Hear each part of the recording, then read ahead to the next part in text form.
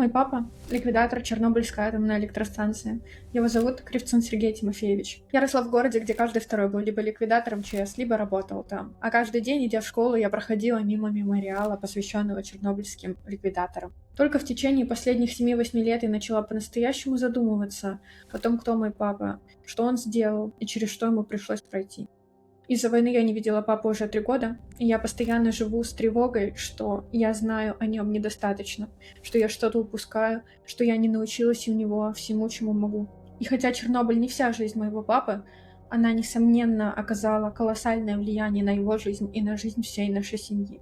В этом году, к 40-летию со дня аварии на ЧС, мне хочется увековечить и разделить с вами историю своего папы. Историю не просто моего папы, а Кривцун Сергея Тимофеевича, человека, который на момент аварии был младше меня. Ему было 24 года. Можешь объяснить своими словами, ты это лучше сделаешь, чем я, почему ты не хочешь включать камеру, с чем это связано? Да старею я, морщины, мешки эти почечные. Ну просто мне неловко себя чувствую. Не хочу. Хотя чем больше это оттягиваю, в конце концов увидимся, тем больше для тебя будет шок. Расскажи, пожалуйста, как так вышло, что ты вообще захотел попасть на Чернобыль, как ты туда попал? По поводу, как я попал на Чернобыль, я служил в армии, жил я в Донбассе, поселок Новый Свет, Старобешевская ГРЭС, это тепловая станция, на которой мои родители работали, и мне просто захотелось вырваться, сменить климат, сменить обстановку, сменить город. У нас Донбасс, степи кругом, а мне захотелось жить в так называемой средней полосе, там, где есть нормальная зима, и лес густой, чтобы вокруг был. Вот я начал искать. Служил в армии и устроился специально работать в организацию, которая ездили мы по командировкам, по разным по различным энергетическим станциям, выполняли ремонт этого оборудования специально. Я был во многих местах, и нигде мне не захотелось остаться. Ну вот никаких у меня не возникало, что это понравилось, это ничего не устраивало.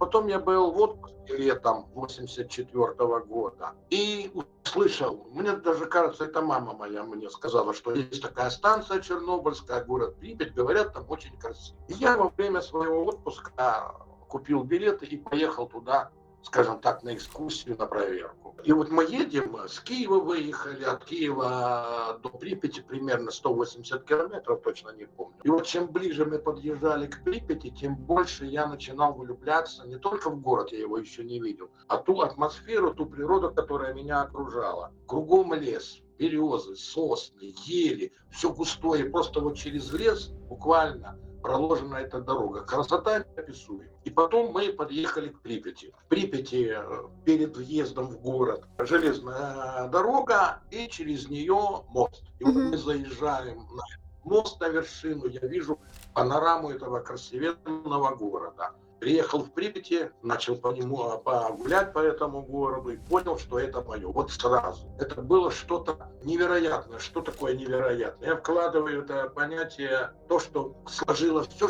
о чем я мечтал. Очень красивый, ухоженный город. Цветы, фонтаны, чистота неимоверная. Везде гуляют красивые молодые люди. Ну вот просто сразу влюбился. И думаю, как же, не может же такого быть. Вот как-то так, вот раз случайно, и все сложилось в одном месте. Вот так я влюбился в этот город, погулял, пришел на набережную. В этом наша в Припяти была набережная, куда приходили ракеты. Это такие корабли на подводных крыльях. И в Киев, в Белоруссию, в Гомель. В общем, курсировали. Очень, в общем, влюбился сразу. И думал, все, здесь я буду оставаться. Пошел устраиваться в гостиницу. И тут меня ждало первое разочарование. Я город принял, а город меня нет. В Припяти говорят, ой, в смысле, извините, в гостинице мне говорят, извините, у нас ведомственная гостиница, мы вас так просто поселить не можем. Вы должны принести направление из отдела кадров Чернобыльской атомной электростанции. То бишь ведомственная гостиница, это Она не принадлежала муниципалитету, городским властям. Она принадлежала станции. Для того, чтобы получить разрешение на поселение, я должен был, еще раз повторю, обратиться в отдел кадров. Я побежал в отдел кадров, начал их уговаривать, они меня отказывали, говорили сначала, что рабочих мест все равно нет. Я говорю, но я все равно приехал, мне надо где-то остаться, я же не могу ночевать на улице. Ну хорошо, дали мне направление, я переночевал в гостинице, на всякий случай спросил, еще раз вернулся в отдел кадров, мне сказали, что мест нет, и я в любом случае решил, что я буду здесь оставаться. Все, любыми путями я буду искать возможность остаться. Я начал ходить по различным организациям. Ну, в первую очередь по профилю. Так как я теплотехник, и обратился в монтажное управление, которые занимались ремонтом тепломеханического оборудования. И Припятский монтажный участок был такой. Меня с удовольствием сказали, да, мы вас возьмем, приезжайте. И я, окрыленный, поехал в Ростов. В Ростове находился офис организации, в которой я работал на данный момент. Рассчитался, получил расчет, получил трудовую книжку на руки, отпуск у меня закончился, и я приехал в эту организацию, мне дали общежитие, и в этой организации я проработал 16 дней. Как так получилось? Потому что все-таки я мечтал работать не монтажником, а на тепловой, на самой атомной станции, непосредственно оперативным персоналом, так как все-таки я этому больше обучался. Это была моя мечта. Быть оперативным персоналом. Вот. И я начал, опять несколько раз обращался в отдел кадров, говорил, я согласен быть сантехником, кем угодно, говорили, до свидания. У нас город 50 тысяч, столько желающих. Тут он приехал самый умный и говорит, я хочу у вас работать. Да мало ли что вы хотите. Чем я начал искать другие пути. Я начал звонить. В первую очередь я узнал телефон начальника турбинного цеха, так как я теплотехник, турбинец, позвонил ему, он был в отпуске, я взял трубку его заместитель, я не буду называть фамилию, потому что, я не спрашивал разрешения человека этого, можно ли озвучивать, это будет, мне кажется, правильно. Он взял трубку, я объяснил, что я, где я, он долго меня расспрашивал, где я жил, кто мои родители, кем они работают, и сказал, что перезвоните мне через 2 дня. Я говорю, хорошо. Я через 2 дня ему перезваниваю. Он говорит, завтра в 9 часов утра я вас жду возле отдела кадров. Я ему говорю, так я же там был, меня ж не берут. Он говорит, то вы были, а теперь мы вдвоем придем. Короче, завтра в 9 часов утра я вас жду. Я хорошо, такой прямо плохо спал, такой, знаете, мысли у меня, получится, не получится, что это, к чему это, счастье. 2 недели несчастно проработал, и тут на тебе сбывается почти мечта, я попадаю на саму непосредственно станцию. А сколько тебе лет было? Это был 84 год, я 61 года, значит, мне было 23 года. Примерно как раз вот где-то летом, в июле месяце, в начале сентября я устроился 84 года в эту организацию монтажную Припятский ЮТ. И вот проработал несколько, 2 недели, пришел, встретился с этим мужчиной, заместителем начальника турбинного цеха, пришли мы в отдел кадров, и была одна вакансия открылась неожиданно. Один человек сильно заболел, и его, ему нельзя было по медицинским показаниям работать на производстве. И вот так вот просто совпало. И тут я. Потом, как выяснилось, я немножко перескочил, чтобы потом не возвращаться. Как выяснилось, этот замначальника цеха реально позвонил. Ведь тогда же было общее Министерство энергетики Советского Союза. Он позвонил на ту станцию, где работали мои родители, узнал о нашей семье, узнал обо мне. И на этом уже основании принял решение, что он меня берет. Вот так вот все совпало. Дали мне направление на прохождение медосмотра, и я пошел увольняться в свою монтажную организацию. Пришел и говорю, здрасте, я вот хочу уволиться. Как-то 2 недели отработал, и на тебя увольняется. Но были определенные требования законные, я уже не помню. То ли 2 недели, то ли даже, кажется, месяц я должен был отработать, если я принял сам окончательное решение по увольнению. Я должен был отработать этот срок. Я его начал уговаривать, что такой шанс, я к этому мечтал, стремился. Он, не буду скрывать, наорал меня матом, обругал всякими нехорошими словами, швырнул мне эту трудовую книжку и подписали мне увольнение без всякой отработки. Вот так я попал на Чернобыльскую атомную станцию. Вот так вот начал я работать на этой станции.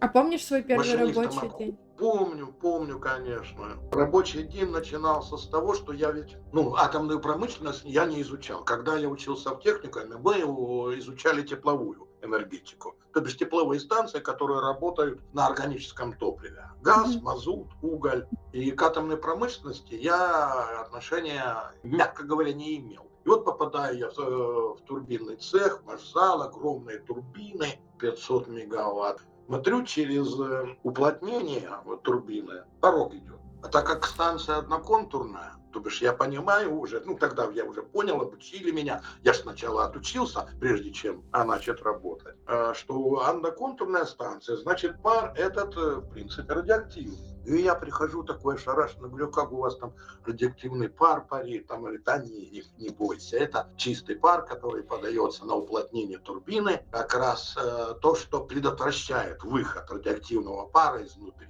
Что такое работа уплотнений-то я знаю, что турбины-то изучал. Мгм. Это совсем другой пар, чистый, то бишь. Немножко надо мной похихикали, поиздевались по-доброму, сказали, что я не первый такой, кто раньше не имел отношения к атомной энергетике. Все примерно вот так вот, не могут понять. Не то, что боятся, обеспокоены, скажем. Расскажи, вот из чего состоял твой рабочий день? Я так понимаю, ты какое-то время работал по сменам или какой график был? Что ты делал? Я, Да. я начинал работать оперативным персоналом, естественно. Что такое оперативный персонал? Ты не крутишь гайки, ты не точишь болты, ты не ремонтируешь оборудование. Твоя задача следить за тем, чтобы эксплуатация оборудования, чтобы оно работало в безаварийном режиме. Определенные приборы, манометры, датчики, приборная доска, и вот ты следишь за параметрами работы своего оборудования, чтобы они не выходили за пределы нормальной эксплуатации. Например, у тебя работает насос, ты знаешь, что на всасе насоса должно быть 2 килограмма на сантиметр квадратный, плюс-минус, там, например, 0,5 килограмма, а на напоре 20 килограмм сила на сантиметр квадратный, и опять же плюс-минус и так далее. Следишь за тем, чтобы температура подшипников на этом насосе не превышала норму. А потом, например, аэратор — это такой сосуд, который обеспечивает водой на всас насоса. Оттуда вода поступает на всас насосов, которые качают воду в барабан-сепаратор реактора. Это очень серьезная система, важная для безопасности. Моя задача, например, была следить за уровнями в этом аэраторе. И так же, чтобы не было парений, порывов и так далее. Заполнять ведомости, снимать характеристики приборов. Там каждый час ты пишешь. Тебя ведомо специально, ты пишешь параметры всас, напор, температура, дельта, это перепад между тем, и так далее. Ты ведешь этот журнал, делаешь обходы в случае каких-либо нарушений оборудования, пытаешься в первую очередь, если это не серьезно, определить причины, почему это произошло, докладываешь своему руководителю, начальнику смены, в первую очередь старшему машинисту цеха. И вместе уже вы принимаете решение, что делать и как выходить из этой ситуации. Чем была такая поговорка, чем больше сидит оператор, значит, тем лучше работает оборудование. Если он не бегает, не носится, как угорелый, а спокойно сделал обход, зафиксировал приборы, снял показания, зафиксировал, записал. Пришло время по графику, опять совершил обход. Значит, отлично все, значит, он хорошо работает и отлично работает его оборудование. Мгм. Отсутствие инициативы на рабочем месте — гарантия безаварийной работе. Так говорили в операторы. Хорошо работает оборудование, не лезь, ничего не улучшай. Расскажи, вот как вообще начинался твой рабочий день, потому что, это же не такое, что ты пришел в офис и начал работать. У вас же там какой-то пропускной пункт, какая-то специальная одежда, какие-то датчики. Или это все появилось только после аварии? Вот. Да нет, конечно. Если брать, как начинался рабочий день, первое, что мы приходили в Припяти, были специальные остановки, не одна, не две, не три, в разных микрорайонах. Ходили, курсировали автобусы, которые возили людей на саму станцию. Садишься в автобус, круг уходит, подбирает людей. Автобусов много было, он не один. Мгм. Проезд был бесплатный. Подъезжали мы к самому главному офису Чернобыльской атомной электростанции. Заходили вовнутрь, там пропускной режим, стояли военные, которые проверяли твой пропуск. давали тебе разрешение идти дальше. Потом мы заходили в санпропускник. Что такое санпропускник? Это, так как Чернобыльская атомная станция одноконтурная, помещение, в которых находилось оборудование, относилось к зоне строгого режима. В зоне строгого режима нахождение в своей домашней одежде категорически запрещено. То бишь мы заходили в санпропускник, который был разделен на две зоны. Чистая зона, в кавычках, конечно, и грязная зона, тоже в кавычках. Ты заходил в чистую зону, снимал свою одежду, у каждого свой индивидуальный шкафчик. Снял свою одежду, разделся до нижнего белья, одел сланцы, резиновые тапочки. Вот, и переходишь в грязную зону, где у тебя то же самое есть шкафчик, но ты уже ничего не снимаешь, ты одеваешь белую одежду.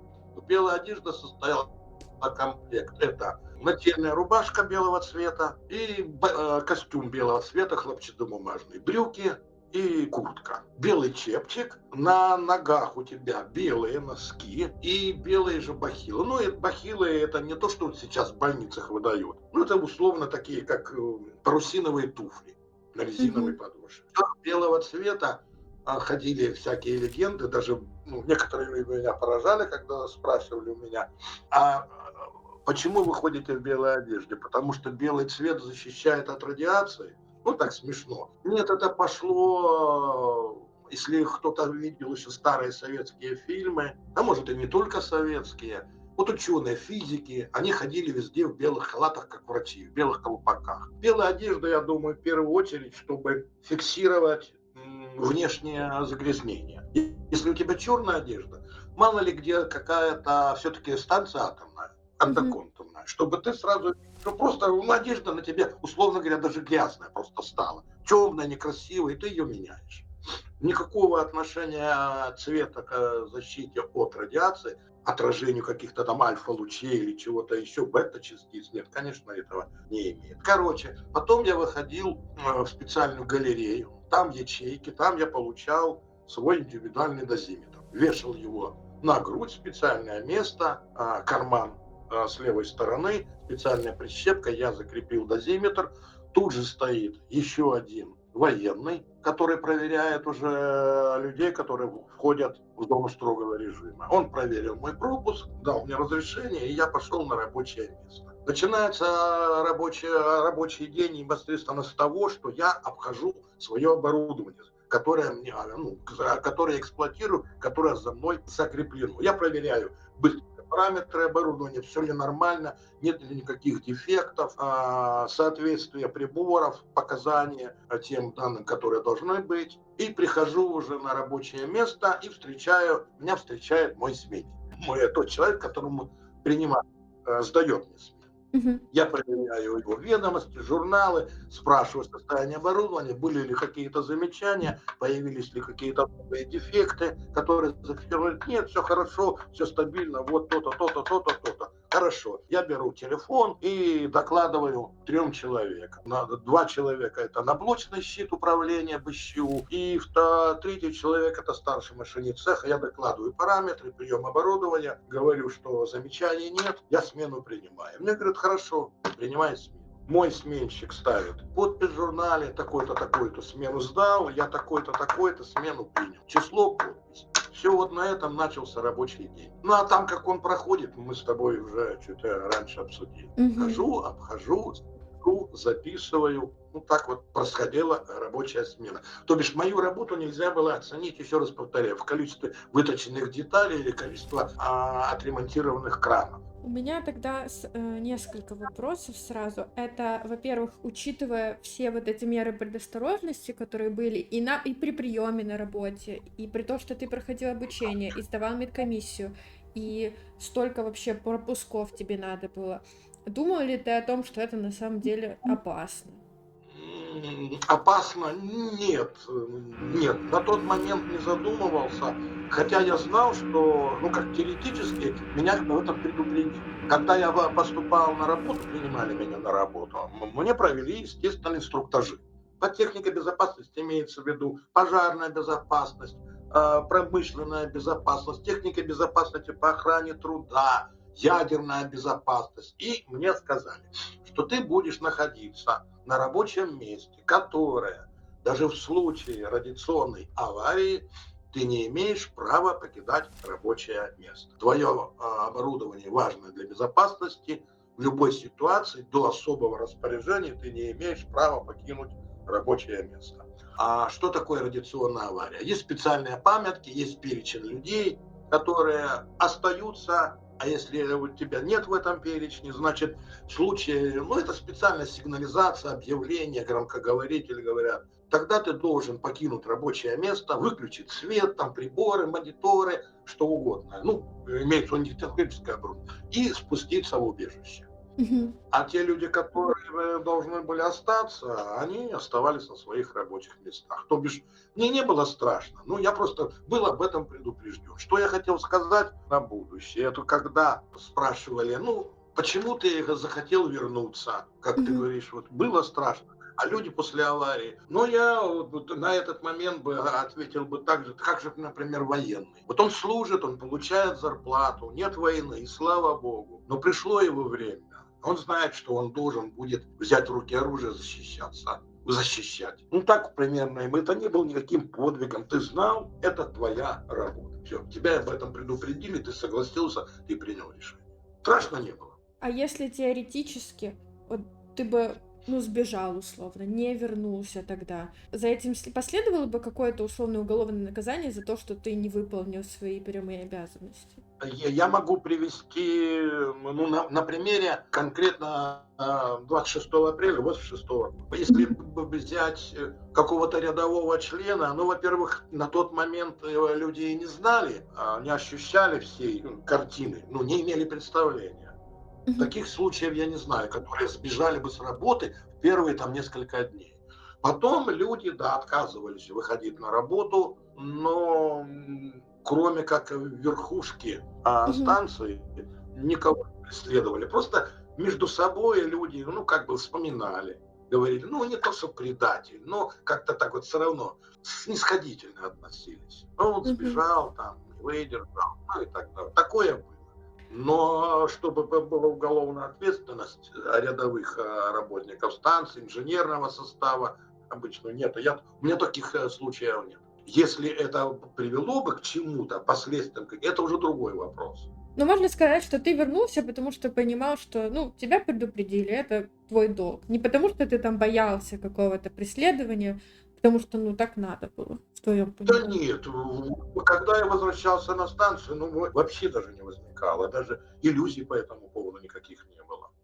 Хотя тот замначальника цеха, который взял меня на работу, когда я приехал в августе месяце, ой, говорит, Сергей Тимофеевич, нашелся, мы тебя так долго искали. А я уже наслышан обо всех этих разговорах о том, что к людям так, очень хорошо. Я так, как это? Я никуда не сбегал, я официально был. Да это тут я пошутил, что ты полуобнял так меня.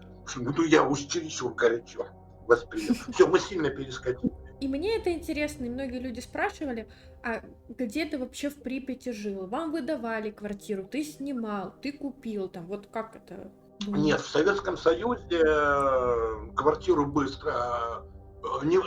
квартиры не продавались, квартиру мне дали бы через некоторое время, так как бесплатно, так как город Припять очень быстро строился. Там же был, помимо тех 4 блоков, которые эксплуатировались, строили еще 5-й, 6-й блок. Город разрастался и разрастался. Домов строили много, и я бы получил, не через 3-4 года, может быть, не знаю, не буду гадать, я бы получил отдельную квартиру. А на тот период, в котором я находился в Припяти, я жил в общежитии. Что такое общежитие? Общежитие, кубрикового типа. У нас было 4 комнаты, отдельно в своей загородочке, где был свой туалет, свой душ. Было очень удобно.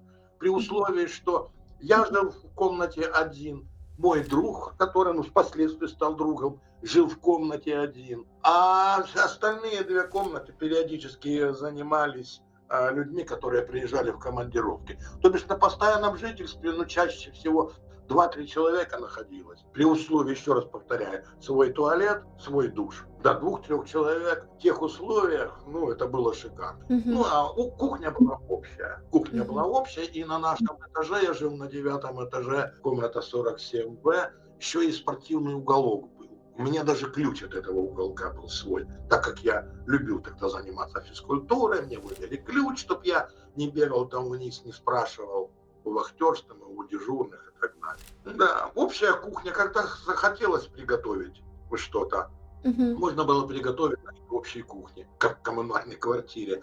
Ну, а у нас было рядом, внизу, в нашем же рядом здание было, где на 1-м этаже была кафе, на котором даже можно было поесть за те талоны. У нас бесплатное питание. Все, кто работал в зоне строгого режима, ходили для понимания в белой одежде, получали бесплатное питание. Талоны на месяц. Ты пришел в столовую, дал талон, тебе дали комплекс обеда, ты пообедал. Если ты по каким-то причинам не захотел идти на обед, или была действительно какая-то авральная работа, ты не смог пойти на обед, ты этот талон мог использовать, зайти в это кафе и поесть на этот же талон, такой же обед себе купить. Ну, не такой же, в смысле, этот талон. Я правильно понимаю, что вот как раз в этом общежитии ты и жил все время, что находился в Припяти? Да, ну, видишь, на самом-то деле в Припяти-то я прожил очень мало. Получается, в сентябре 1984 года, если быть точным, 26 сентября считается, кажется, мой день зачисления на работу. Потом во время аварии я был в отпуске. Ну, 1,5 года, получается, только прожил там. Да, жил я в этом общежитии. Еще раз повторяю, по тем временам, по той обстановке, я был с собой очень доволен. Ну, в смысле, условиями своего проживания. А что тебя вообще настолько впечатлило в Припяти? Как ты видел свое будущее в этом городе? В Припяти я видел свое будущее однозначно. Это первое. Ну, естественно, рост по карьерной лестнице. Это безусловно. Я же не мог работать только на одной должности. Вернее, мог, но стремился бы, естественно, повышать свои уровни, квалификацию. И в связи с этим росло бы мое благосостояние. Естественно, мечтал получить жилье свое. Ходили мы с другом к магазинам, выбирали, что мы купим для своих будущих квартир. Ну, как нормальный человек, который строит свое будущее только в одном месте.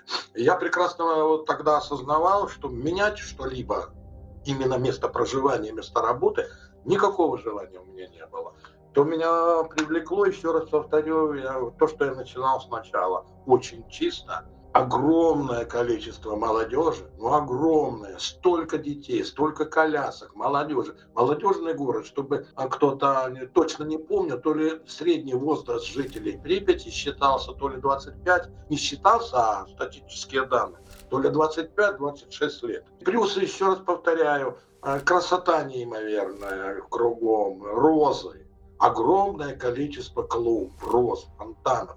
Все это. А если можно сравнить немножко со Славутичем, который ты видела. Все газоны поливаются, везде все пропалывается. В общем, вот все это одно к одному, так, это неимоверно. Плюс ко всему, я же теплотехник, а я работаю на тепловых станциях. Я жил в небольшом поселке энергетиков, и я свое будущее строил именно на таком небольшом городке. То бишь меня все устроило. Я к этому шел, я это нашел. Я мечтал только об улучшении своих жилищных условий, благосостояния. Радовался тому, что имею. Умели мы радоваться каждому дню.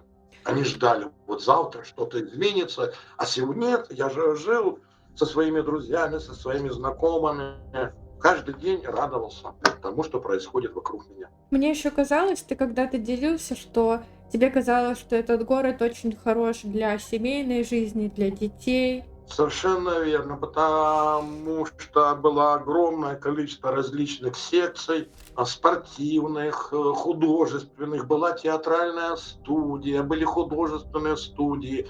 При условии, что город компактный, так же, как вот на примере, многие не знают, но ты-то знаешь, что такое Славутич.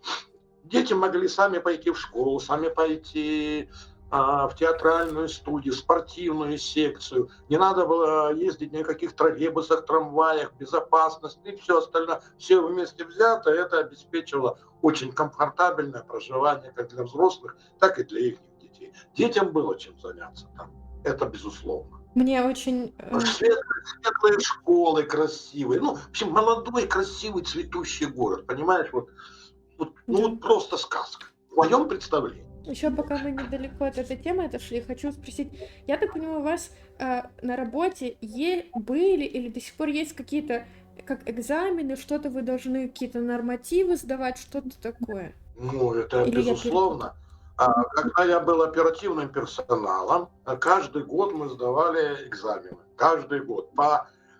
Которые заключались не только, как это сказать, ты защищал знания свое профессиональное по оборудованию. Это само собой. Тебя спрашивали различные системы. А что так случится? А если вот это будет и так далее? Как хорошо ты знаешь оборудование, как оно устроено. Потом мы сдавали, естественно, технику безопасности. Обязательно. Что такое техника безопасности? Это безаварийное выполнение работ. Знание радиационной безопасности, знание пожарной безопасности. Есть определенное количество билетов, определенное количество вопросов. Ты приходил на комиссию, сидели представители инженер охраны труда, инженер пожарной безопасности, инженер радиационной безопасности и принимали у тебя экзамен. Задавали вопросы, вытянул, не задавали вопросов. Ты вытянул билет, например, номер 8. Там 4 вопроса. Не помню, нет, не 4, конечно, больше. Уже точно не помню. И ты отвечаешь поэтапно на каждый вопрос. Потом они имели право задавать тебе еще дополнительные вопросы. Если сразу хорошо ответил, чаще всего дополнительных вопросов не было. Если где-то поплыл чуть-чуть, задача не стояла тебя завалить. Нет, но если человек совсем уж не сведущий, и видно, что он абсолютно не готовился, говорит, все, экзамен закончен, до свидания. Готовьтесь, через месяц придете опять. Если ты не сдал экзамен, за это время тебе не начисляется дополнительное премирование. Премия называется, пока ты не сдашь экзамен. То есть люди были заинтересованы не только финансово, но все-таки и профессиональная гордость, и гордость, гордость человека. Чтобы, что ж ты пришел, чтобы над тобой смеяться будут. Ты хоть раз завалил Было стыдно экзамен? показать себя. Не помню такого. Нет, я провалил экзамен, как ты говоришь. Это первичные экзамены, когда я только устроился на работу. И меня должен был сдавать, я должен пройти был обучение. Мне было назначено обучение 1,5 месяца. И через 1,5 месяца я сдавал экзамены. Мне задают вопрос, этот же замначальника цеха, который меня на работу и взял. Он говорит, хорошо, вот давай еще вот это, сходи почитай, вот это узнай, сходи на блочный щит к ребятам, поговори за эти вопросы. Я записываю эти вопросы. Не то, что меня не приняли экзамен. Мне просто еще дополнительно дали время и дополнительные вопросы. Я прихожу на блочный щит, как сейчас помню. Говорит, так зачем это тебе вопросы? Эти блокировки давно уже не работают. Я говорю, откуда я знаю, почему меня спросил? Хорошо, но они не работают, были такое. Второй раз я к нему прихожу, рассказал это. Он еще вопросы задает. Я опять пошел, мне опять говорят, что зачем это тебе надо, это не в твоей компетенции вообще. Я говорю, чуть не плачу, меня он же требует. И когда я к нему второй раз пришел, говорит, хорошо, давай еще. И тут я говорю, подождите, Владимир Георгиевич, если вы не хотите меня брать, так вы так и скажите, я уже спать не могу. Он говорит, да успокойся, ты просто время у меня есть. Я хочу, чтобы ты больше развивался, больше знал. Ты же не будешь сидеть всю жизнь на этих дайраторах. Да все, я принимаю у тебя экзамен, ты подписал. И ты меня, говорит, неправильно понял. Я только для твоего самообразования это делал. Я тут черт о чем думаю, уже не сплю. Думаю, валит меня и валит. Вот он мне и говорит, я хочу, чтобы ты больше знал. Потому что он рассчитывал, что я должен был работать на блочном щите инженером по управлению турбиной. Он меня поэтому с этой перспективы меня брал, и к этой перспективе меня сразу начал готовить. Чересчур резко. А ты за вот эти 1,5 года как-то менялась твоя должность? Или первые 1,5 года ты работал на одной должности, или когда ты вернулся? Не менял свою должность, потому что это было, во-первых, Очень сложно было поменять должность. Знаешь почему? Потому что текучки кадров не было. Мгм. Это не то предприятие, где люди уходят, приходят, меняются, то бишь штатной единицы не было. Ой, не штатной единицы, а штатного места не было. Огромное количество людей, еще раз вернемся к началу, мечтало с города попасть на станцию. А чтобы кто-то уходил, это было градообразующее предприятие с хорошими зарплатами. Кто оттуда уйдет? Все сидят и держатся за свои должности. И только мечтают, кого бы подсидеть. Ну, я в шутку говорю. Мгм. Нет, не так все просто было, потому что штатное место занято. Там есть человек, который работает, если он ничего не нарушает, там, выполняет свои обязанности, его нельзя не уволить. Как его так редко освободиться? Это если кто-то там ушел выше, и так начинается подвижка. Ну вот кто-то переходит на другое место и так далее. Нет, я работал на одном рабочем месте. А если приблизиться немножко к аварии, я так понимаю, ты был в отпуске, и я, насколько знаю, ты не хотел в тот отпуск вообще уходить. Да, я не хотел уходить в отпуск, потому что, опять же, злополучно, часто вспоминаемый там бедному и кается Владимиру Георгиевичу, этому. Он зам начальника цеха по эксплуатации, мы подчинялись, все оперативники подчинялись ему. У меня по графику в начале апреля отпуск. Или ну не помню, но, в общем, в апреле отпуск. И я как начал конючить, просить, уговаривать его, чтобы перенести отпуск на лето, потому что я мечтал, у меня в Новом Свете, это там, где я жил, где жили мои родители, Старобежская ГРЭС. Ребята организовали турклуб и ходили в походы на байдарках. И я мечтал вместе с ними пойти на байдар. Ну, естественно, на байдарках ходят теплое время суток. И он мне: какой перенос отпуска? Ты оперативный персонал или кто? Значит, хочу, не хочу, иди и все. Ну что, ну вот пошел я в апреле месяц в отпуск, да, съездил я отдыхать, был в Грузии, по путевке съездил, а потом приехал к родителям в Новый Свет и окончание отпуска проводил там. 25 на 26 ночи случилась авария, и 26 числа в районе обеда, сейчас точно не помню, раздался звонок, позвонила моя сестра с Боровуров и говорит, что на вашей станции авария. Что-то там случилось. И говорит: что ты голову морочишь? Какая авария? Телевидение молчит, радио молчит. Ну какая авария? Ну что ты придумываете? Действительно, никаких официальных сообщений нигде не было. Я также жил нормально. Потом раздался второй звонок уже вечером от той же моей сестры, которая сказала: авария очень серьезная и готовится эвакуация города. И я говорю, ну тут я на нее начал даже как бы покрикивать. Ты тут бабские сплетни разводишь, откуда ты так все узнала, что это такое? А она говорит: а у меня в отделе работает сотрудница, которой муж работает в Комитете государственной безопасности. И, кажется, 27-го уже вот прозвучал, я уже по датам не помню. А первое вот это сообщение официальное, кажется, Горбачев, это был тогда генеральный секретарь Коммунистической партии Советского Союза, сказал, что на Чернобыльской аварии станции произошла авария, там 5-10. И потом, да, начали эвакуировать город, ну, об этом все знают, куча автобусов. На мой взгляд, сама эвакуация, хотя меня же там не было, но по тем разговорам, которые... Я общался с людьми, которые жили там, в смысле находились в это время там, было достаточно все хорошо организовано. Автобусы подъезжали к каждому подъезду, это действительно так. Неразбериха была больше уже потом в другом, когда приезжали люди. Ну, выселяют им, например, в какой-то городок, детей размещают в какой-то пионерский лагерь. Потом выясняется, что мест не хватает, людей куда-то еще перевозят, а их мужья остались в Припяти, они находятся еще на станции, ну, в Припяти, и работают на станции, обслуживают. И были потери контактов с близкими. Потом даже были специальные такие доски, объявления кругом. Приезжаешь, например, человек знал, что его семья находится в Бородянке, предположим. А их оттуда переправили в другое место. Были такие доски объявления, там, где люди записки писали, что я нахожусь там-то и там-то. В общем, такое трогательное. Жизнь разделила тогда, нас разделил 86-й год, нас, людей, которые этот авария тронула. Было такое до войны и после войны. Сейчас то же самое у нас в Украине, до войны и после войны. Но у нас своя война началась чуть раньше. Так и говорили. Это не моя придумка. До войны, до 26 апреля, после 26.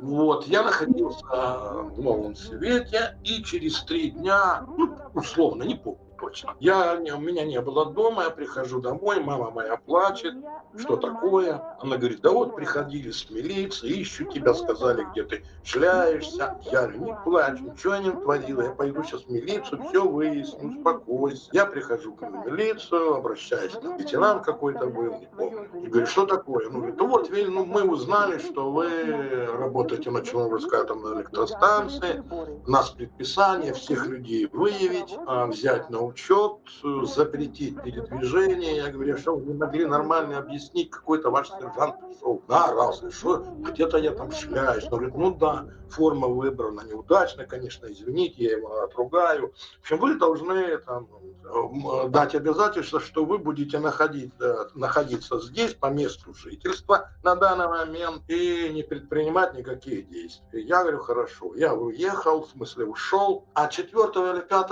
мая заканчивался мой отпуск. Никаких письменных, я не помню, чтобы я каких-то подписывал бумаги, что я там обязуюсь. Посидел, думаю, ну как это так, отпуск заканчивается. Я должен же выполнять свои трудовые обязательства тоже. Что-то милиция. Ну, в общем, решил, я говорю, я еду, отпуск заканчивается, а я еду в Киев. Я заехал к сестре в Бровары, побыл у нее день, и на следующий день поехал в Киев. Приехал и понимаю, что единственный контакт, который у меня есть с прежней жизнью и с Припятью, это Полесский автовокзал, откуда уходили автобусы на Припять. Другой информации же у меня нет, ну никакой. И я поехал на Полесский автовокзал, думал, что там, даже не думал, это мне попутно, потом все, думаю, что я туда приехал, что я там хочу найти. А потом, ну, вот эта вот мысль, а вдруг там какое-то объявление увидел. Объявление увидел, да. Припятское направление закрыто, автобусы не курсируют. И я вышел, такой растерянный, что дальше делать, понятия не имею. И увидел, вернее, не увидел, человек меня, мужчина, узнал, как узнал, чисто внешне, что, ну, где-то виделись. А ты, говорит, не припятчанин. Я говорю, припятчанин. А что такое? Ну вот, приехал, говорю, не знаю, что дальше делать. Я, говорит, такой же, но я уже кое-что узнал. Нам нужно с тобой ехать в Тетерев. Тетерев это недалеко от Киева, там километров 15, может 20, точно не помню. Там пионерский лагерь. И в этом пионерском лагере отдыхают оперативники, которые между вахтами. И вот мы поехали в этот пионерский лагерь, там на проходной проверили документы, стоял дозиметрист, проверил радиационное состояние нашей одежды. Ну, так как мы нигде не были, своя чистая одежда, мы зашли на территорию, сказали, зайдите к коменданту. Я зашел к коменданту, говорю, я турбинист, такой-то, работал там-то. А, ваш павильон номер 7. Идите к своим турбинистам, там дежурный, получите койку, получите матрас, ну, в общем, спальные принадлежности, а дальнейшее там уже решите. Хорошо. Подхожу я к этому павильончику 7, сидят на лавочке 2 моих коллег. Ну и достаточно так. Все, Серега, мы тут смертники, один из них там, ты не представляешь, что тут творится. Посидели, первое впечатление, они там рассказали, что видели, как есть на самом деле, по их представлениям. Они говорят, сходи к коменданту, нам выдает бесплатно алкоголь здесь, по талонам. Свои нормы уже забрали. Ты сходи, скажи, что вот приехал, хочу отметить встречу с друзьями, и он тебе даст. Я говорю, хорошо. Пошел я к коменданту, здрасте, вот ребята попросили, чтобы вы нам водки выдали, он говорит, водки не дам, бери сухое вино. А почему? Ну, потому что и тут первая информация официальная, первый человек, который умер уже после аварии, работник Чернобыльской атомной станции, Лиличенко фамилия, он был заместителем начальника электроцеха. И он говорит, я вам дам красного сухого вина ящик, а водку не дам. Дали мне 12 бутылок красного болгарского сухого вина, называлось оно «Медвежья кровь». Ну, просто настоящее сухое вино, такое красное, как дёготь. Вот, мы посидели, и я начал, что мне дальше делать, узнавать. Мне говорят, в Полесском, Полесское это городок такой небольшой, 30 километров от, кажется, Чернобыльской станции. Там находится отдел кадров, тебе нужно попасть туда. Туда каждый день ходит автобус с нашего лагеря, но отъезд по пропускам. Пропуска-то у тебя нет, а ты, говорит, зайди в автобус, сядь там в конце где-нибудь и спрячься. Ну, в смысле, сиди нормально, когда к блокпосту будут подъезжать, водители начнут останавливаться, а ты там за сиденье присядь. Обычно они не проверяют, не ходят по автобусам. Ну, так и произошло. А я спрятался за сиденье, зашел милиционер, показали пропуска. Я попал в Полесское и попал в отдел кадров. Узнал, где сидит начальник моего цеха, подошел к нему. Он тоже различные слова употреблял, но суть его слов склонялось к тому. Это не в отношении меня лично, как работника или что-то другое. В общем, мне тут делать пока нечего. Пока молодой, езжай домой, знакомься с девушками, целуйся с ними. А когда ты мне будешь нужен, я тебя вызову. Куда поедешь? И я говорю, ну, наверное, на Старобешевку опять вернусь. Ну и отлично. Иди в отдел кадров, оставляй координаты, бери документы и езжай на свою Старобешевку. Я зашел в отдел кадров, получил открепление, получил документ, оставил, естественно, место своего проживания, там, все, короче, выполнил все процедуры и поехал назад. Вернулся в Новый Свет и временно устроился на работу на Старобешевскую ГРЭС. Временно это была нормальная процедура. Всех людей, которые временно были эвакуированы, им предоставляли при желании временное место работы. Вот. И я попал к директору. Директор и меня знал, я в полгода, почти год после техникума отработал на этой станции, знал моих родителей.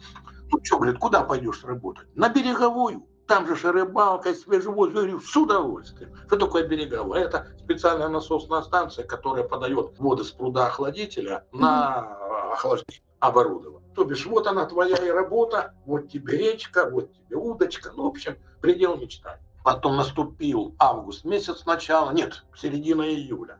И мне ребята предлагают поехать в поход в Карелию на байдарках. О чем я мечтал. Видишь, как сложилось. Отпуск мне не дали, а авария предоставила возможность поехать в Карелию на байдарках. Я пошел опять к руководству станции, меня отпустили. Я дал телеграмму начальнику цеха, что могу ли я там уехать вот с середины июля. Он говорит, можешь. Возвращайся, все, езжай пока. И я вернулся, ну не помню, в начале августа с похода, и тогда мне уже ждала телеграмма. 15 августа явиться в отдел кадров, улица Драйзеров, это Киев. Я собрался, чтобы понять мое представление об реальной обстановке в городе и на станции.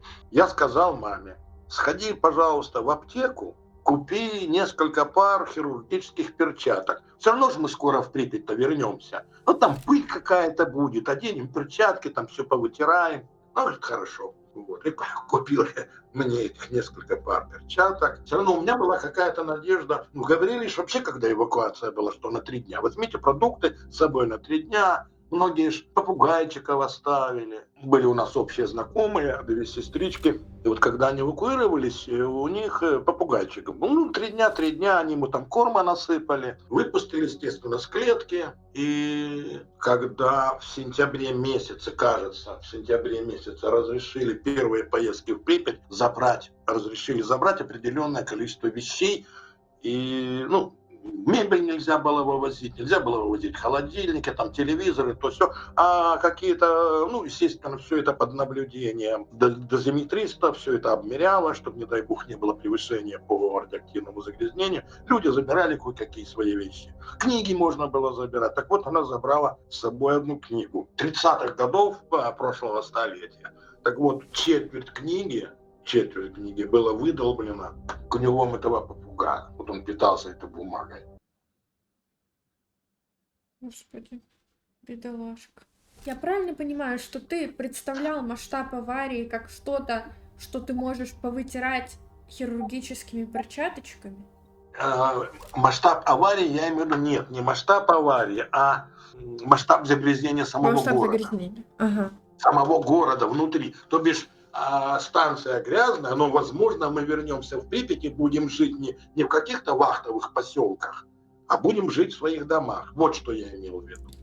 Угу. Ну а то, что масштаб аварии, не находясь на ней, а судить по разговорам с теми несколькими людьми, которые, ну, все равно, в целом я картину не представлял на тот момент реальность. Тем не забывай, что еще был Советский Союз, половина информации вообще была утаивалась. Ведь никто не знал на тот момент реальные цифры радиоактивного загрязнения. Вернее, уже знали, но никому не рассказывали. Люди не представляли. Те люди, которые работали там. Как можно было осознать, если они не представляли, им никто не говорил? Пока мы недалеко отошли, мне интересен один момент. Во-первых, что ты слышал об этой аварии, пока, ну, получается, был в Новом Свете?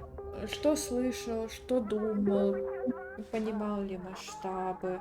Нет, ничего толком не слышал, потому что очевидцев же никаких не было, официальных данных не было.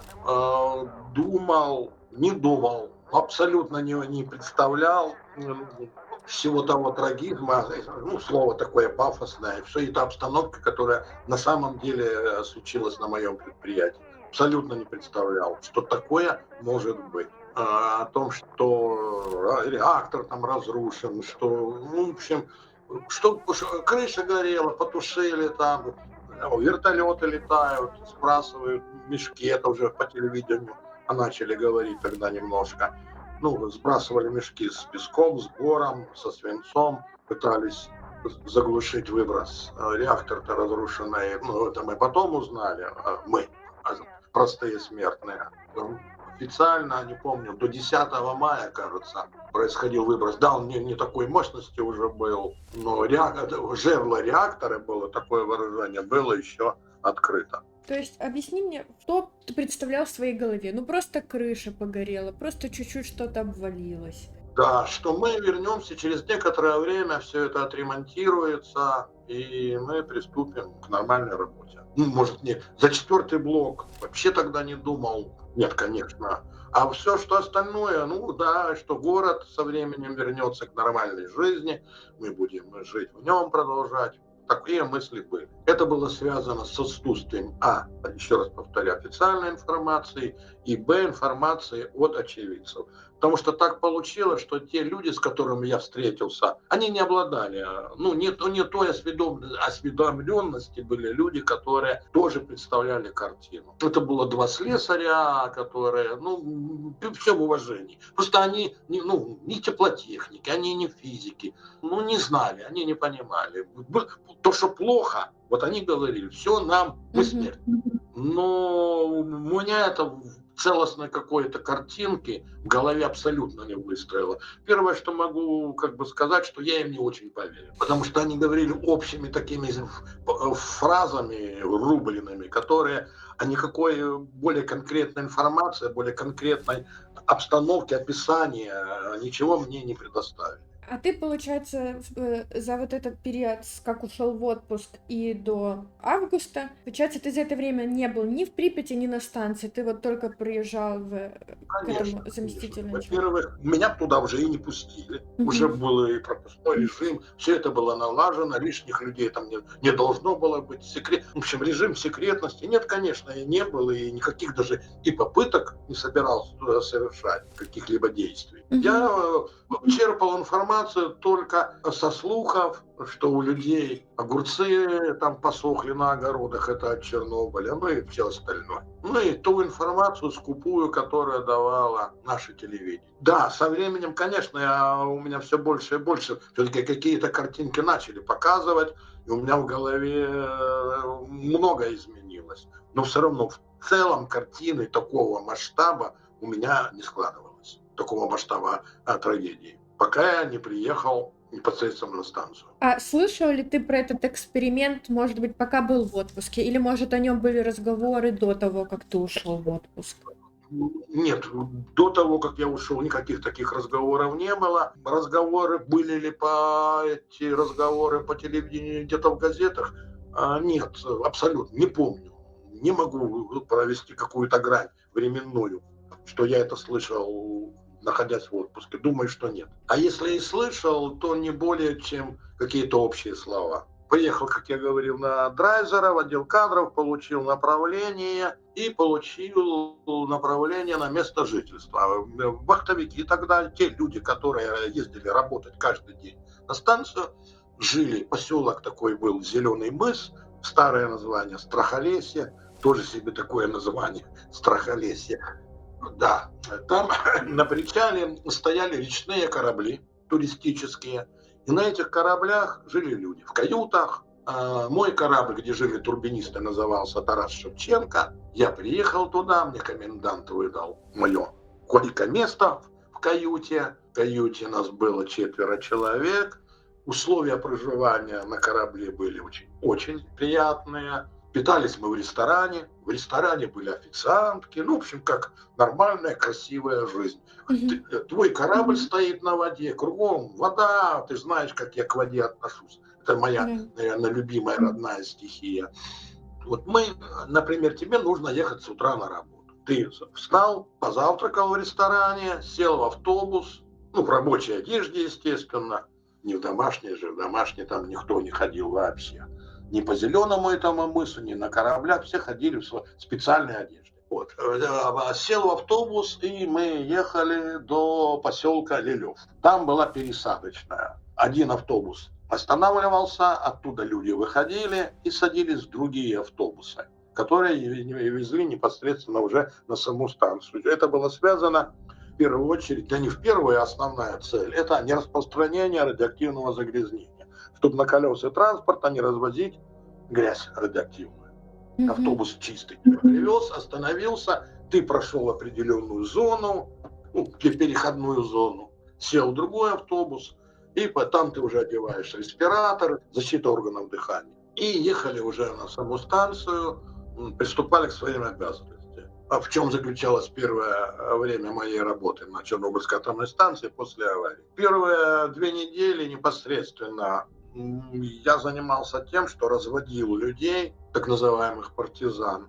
А почему партизан? Они ходили все в старой армейской одежде старого образца. Это были военнообязанные, которые мобилизовали на проведение работ по ликвидации аварий. Военные сборы назывались. Их призывали на военные сборы, выдавая военную форму. Вот они, прихожу я на раздачу нарядов, мне говорят, вот тебе 30 человек, вот объем работы, должен туда их отвезти. С тобой дозиметрист, который объясняет им на месте уровни загрязнения, что нужно делать, куда нельзя идти, куда можно идти. Ты их привел, показал фронт работы, очертил это все географически, сказал примерно, что нужно делать, и уходишь. Почему уходишь? Потому что уровни загрязнения достаточно высокие были, а уже тогда было принято решение, что Чернобыльская атомная станция возобновить свою работу. И нас, оперативников, оперативный персонал, берегли, чтобы мы не превысили дозы облучения, чтобы нас не отстранили от работы по дозовым нагрузкам. И потому нас берегли. Я привел людей, показал им фронт работы, потом пришел, забрал их, на обед увел, потом после обеда привел, и вот так вот продолжалось. А потом, через некоторое время, начались уже подготовительные работы к пускоблокам. В чем это заключалось? Сидели мы все на блочном щите номер 2, это был блочный щит 2-го блока, все оперативники. И оттуда тебе говорят, нужно, например, проверить состояние такого-то сосуда, или такой-то арматуры, или такого-то прибора, насоса. И ты быстренько бежишь туда, проверил все, зафиксировал, доложил. Все нормально, внешне, без повреждений, все хорошо. Внешних повреждений нет. Потом постепенно начались прокрутки оборудования, ну, например, электрофицированная арматура. Ты подбегаешь к ней, смотришь, что нажал кнопку, двигатель заработал, задвижка открылась, нажал кнопку, задвижка закрылась, концевые выключатели сработали, двигатель отключился, и вот это вот называлось прокрутка арматуры, подготовка к пускам блоков. Работали, вот я не помню, по сколькому графику мы работали, кажется, 8 смен. День приезда, день отъезда, 1 день подготовки и 6 смен. 3 ночных и 3 дневных, кажется, так было. Это у тебя или у партизан, я не поняла. Нет, это у нас уже у оперативников. Партизаны, у них свое было. Я знаю только то, что у них официально считалось, при получении облучения в 25 рентген они подлежали демобилизации. Да. То бишь они получали документы и возвращались домой. В связи с этим много курьезных случаев разных было. Они спрашивали у меня, куда можно засунуть дозиметр, чтобы побыстрее эту дозу. Ну, не находиться там, засунуть куда-нибудь дозиметр и убежать. А дозиметр оставить, чтобы получить быстрее эту дозу в 25 рентген и уехать домой.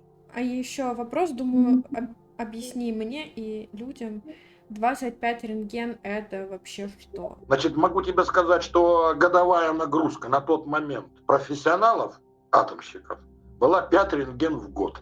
Вот это считалось безопасно в течение года. Если ты эту дозу получишь в течение года равномерно, это одно. А если ты получишь даже эти дозовую нагрузку 5 рентген единовременно, это совсем другое влияние на организм, понимаешь? Так же, как и 25 эти рентген. Ты можешь получить их за 2 месяца, за 3, а можешь за день. Вот если ты получишь эту дозовую нагрузку за день, это гораздо хуже, согласись. Потому что мгновенно, когда получается удар, бум, тебя кто-то по голове. Не могу сказать. Почему? Потому что до сих пор столько споров вокруг этого, какая дозовая нагрузка считается безопасной, какая небезопасна. Все это связано, еще раз вернемся к временному промежутку времени и так далее. Не могу сказать.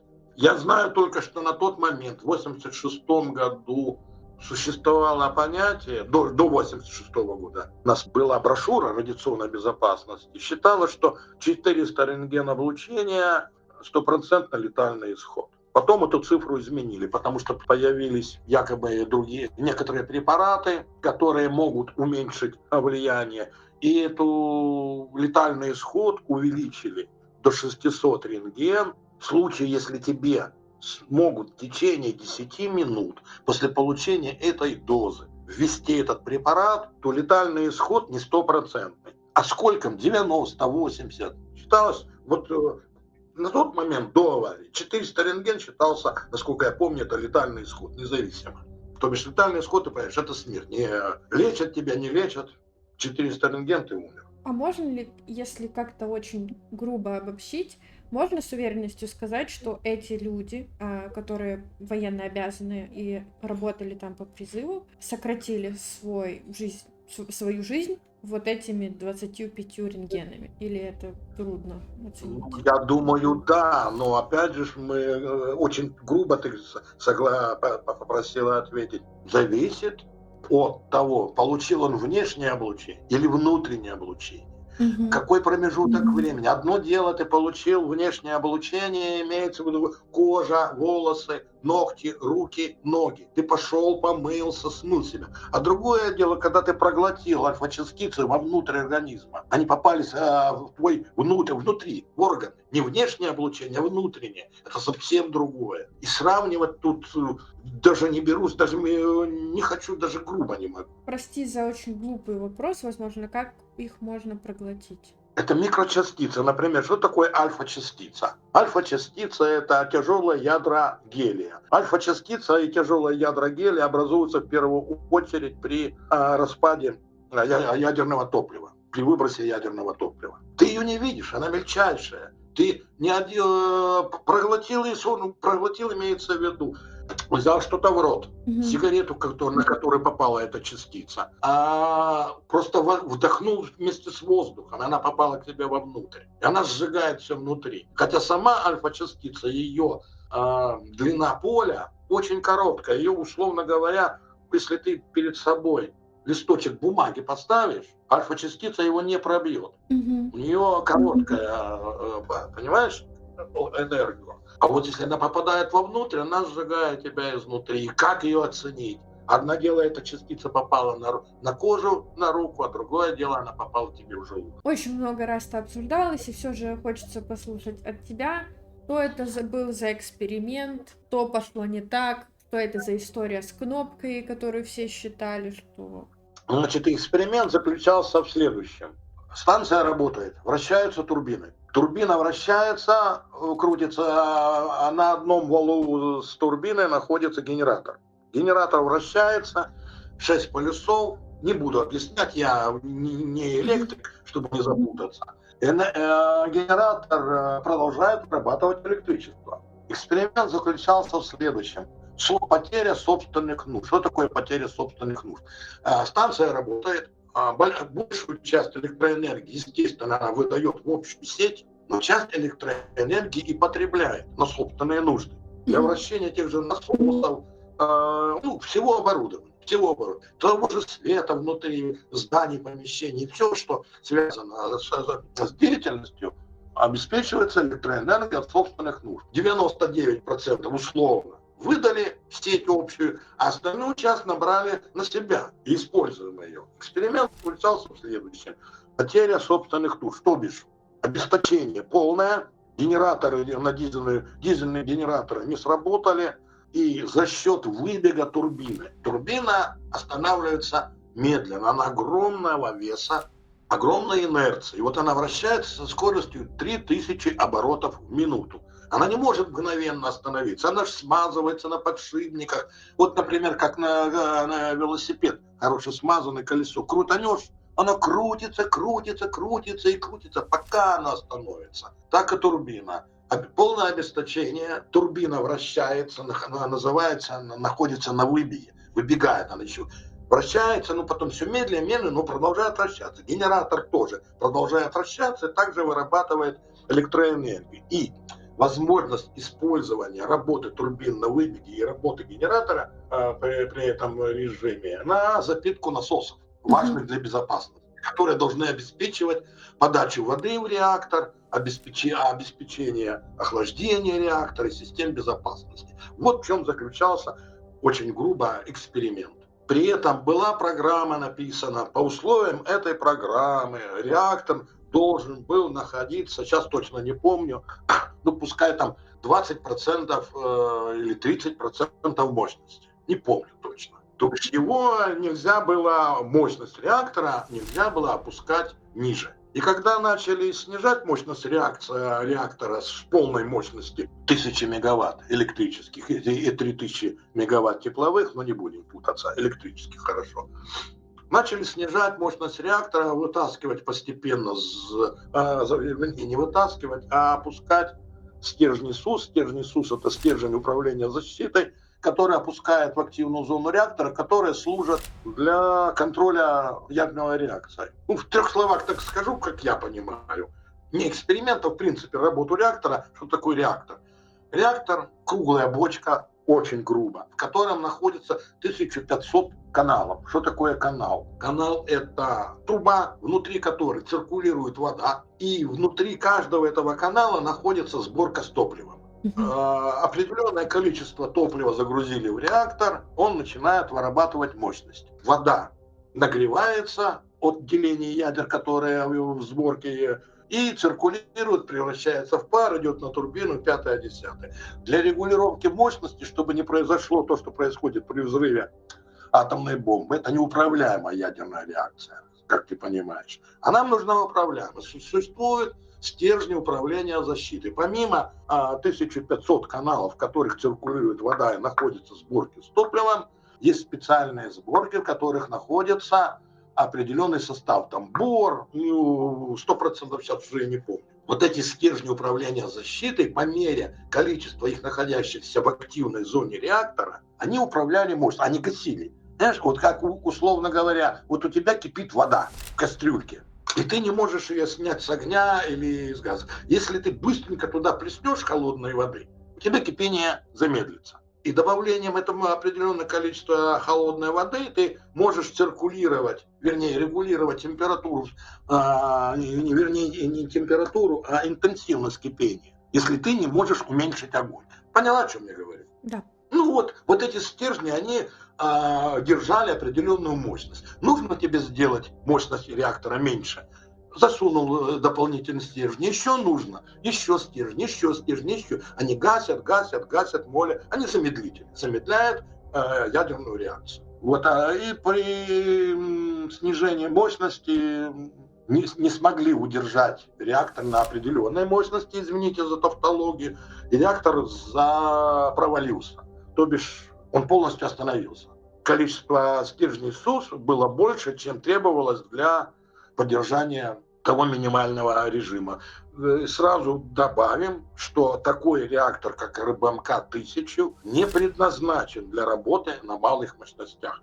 Малые мощности используются только для пусковых операций по пуску и остановке. Он очень, скажем так, литературными словами, не любит работать на малых мощностях, он трудно управляется. Потому вот ребята не удержали его. И по тем регламентам, которые существовали на тот момент, я не ядерщик, даже я об этом знал, что в случае провала мощности основного реактора, повторный запуск его разрешается только по истечении 2 суток. Почему? За это время это называлось реактор отравлен, и реактор нужно вентилировать. Что такое реактор отравлен и реактор нужно вентилировать? При работе реактора на мощности выделяется большое количество газа ксенон. Но при работе на полной мощности этот газ ксенон сгорает. А когда реактор не на мощности, он не сгорает, и на малой мощности, он не сгорает, он накапливается. А почему нельзя 2 суток запускать реактор? И почему нужно вентиляцию проводить? Потому что этот газ ксенон является очень сильным замедлителем. При падении мощности реактора до нуля образуется огромное количество ксенона, которое является замедлителем реактора. То бишь он гасит нейтронное поле реактора и не дает ему поднимать мощность. И потому для того, чтобы запустить его заново, без вентиляции, без удаления этого газа с активной зоны реактора, приходилось поднимать все эти стержни все больше и больше и больше. А так как газ этот ксенон страшный замедлитель, вы стержни вытаскиваете, а реактор не запускается, он не реагирует. И потому, чтобы не произошло превышение того, есть определенное требование, что, например, такое-то количество стержней должно находиться обязательно в зоне, активной зоне реактора. Вот красной чертой. Вот, например, 28 стержней СУС должно постоянно находиться, независимо в каком состоянии реактора. А для того, чтобы запустить реактор, если 28 стержней СУС находится внутри активной зоны, а реактор отравлен, он не заработает. И потому 2 суток выдерживают, чтобы сделать реактор управляемым. Чтобы не газ ксенон управлял процессами, а человек своими действиями управлял процессами. Примерно понятно? Да, и на всякий случай уточню, что я правильно поняла. Ты сказал, что ребята не удержали реактор на маленькой мощности, и он остановил свою работу. Я правильно понимаю, что если мы вернемся к аналогии с кастрюлькой, то они сплеснули слишком много холодной воды, и кипение прекратилось. То есть кипение было неконтролируемо, оно прекратилось. Да, и я в этом случае не могу сказать, что допустили они какую-то конкретную ошибку. Еще раз повторю, реактор этот не любит работы на малых мощностях, тем в длительное время. Вот. В общем, реактор заглушился сам по себе. И Акимов, начальник смены блока, покойный, к сожалению, они все там в мае месяце умерли. Те участники, очевидцы событий, которые были на блочном щите. Сказал, все, работа по эксперименту закончена. Дятлов начал требовать, судя по той информации, которой мы владеем, потребовал продолжения эксперимента. Нет, давайте мы его закончим. Были долгие споры. Вся эта картина, к сожалению, мы знаем только в основном, Катюша, по фильмам. Почему? Потому что очевидцы событий, к сожалению, скончались очень быстро. И никто нам больше картину обрисовать не может, что на самом деле происходило в тот момент. По той отрывочной информации, которая имели органы безопасности, КГБ, например, когда опрашивали этих людей, когда они лежали.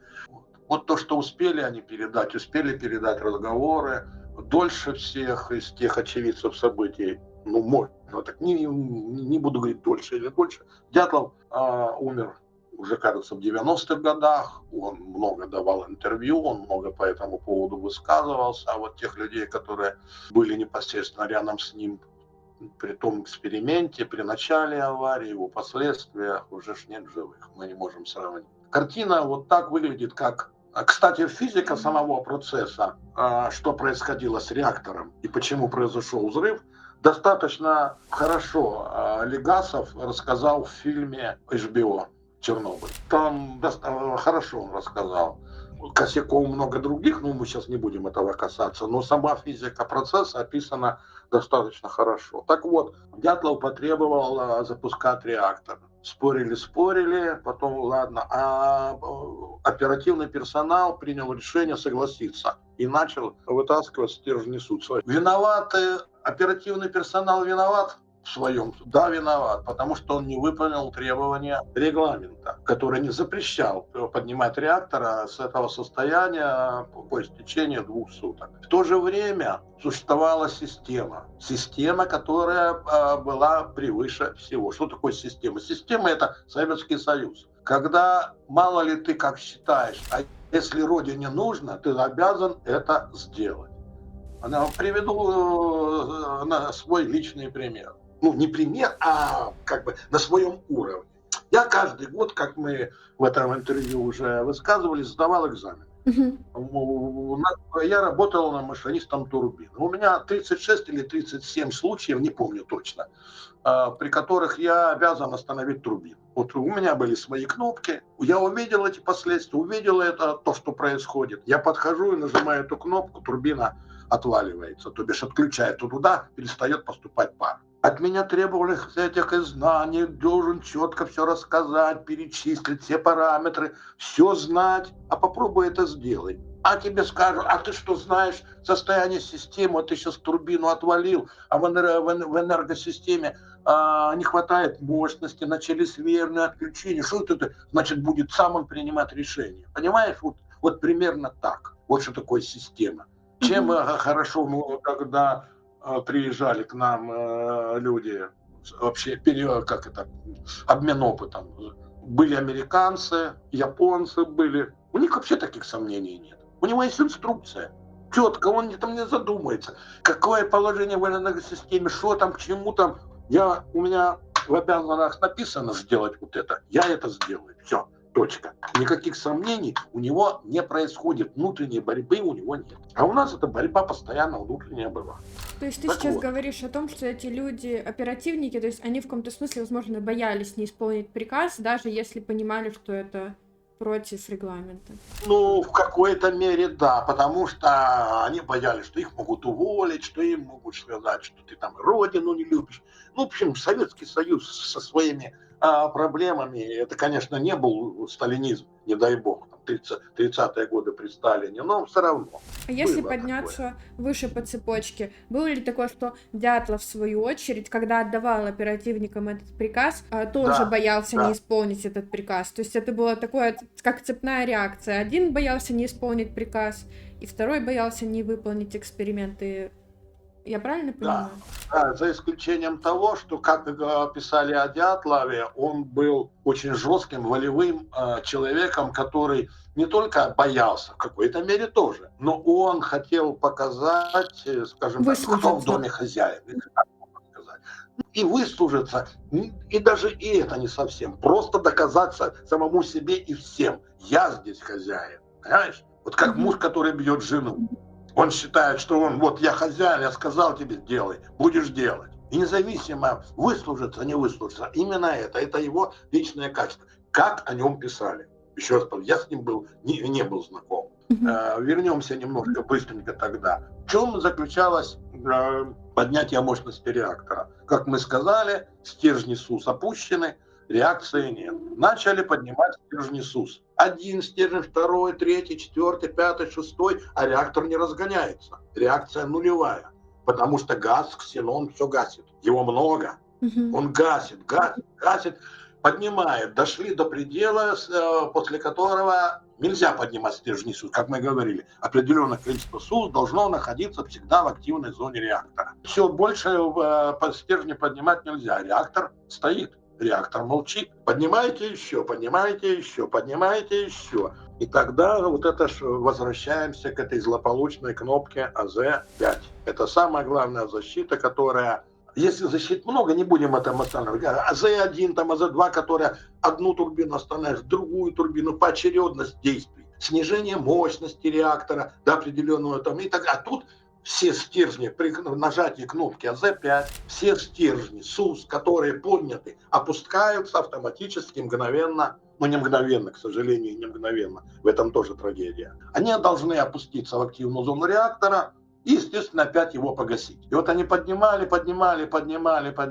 стержни, а реактор молчит, ксенон газ, все гасит. И операторы, когда они были уверены в том, что если даже что-то вот выйдет из-под контроля ихнего, они нажмут кнопку АЗ-5, и реактор заглушится. Ну, и, условно говоря, про себя. Черт с тобой, дятел, требуешь, на тебе, мы сделаем. А ну, если что, мы его заглушим. А вот поднимали, и реактор мгновенно начал набирать мощность. А не будем сейчас касаться всех этих перипетий с экспериментом, там количество воды, подаваемое в реактор, уменьшалось, потому что работа лишь на выбеге, количество напряжения падало, количество энергии падало, насосы работали медленнее и так далее. И начался неуправляемый выброс мощности. Реактор пошел в разгон, и его никто уже не останавливал. И это произошло действительно, мгновенно, вот, бах, и все. Не постепенно, знаешь, как вот на каком-то там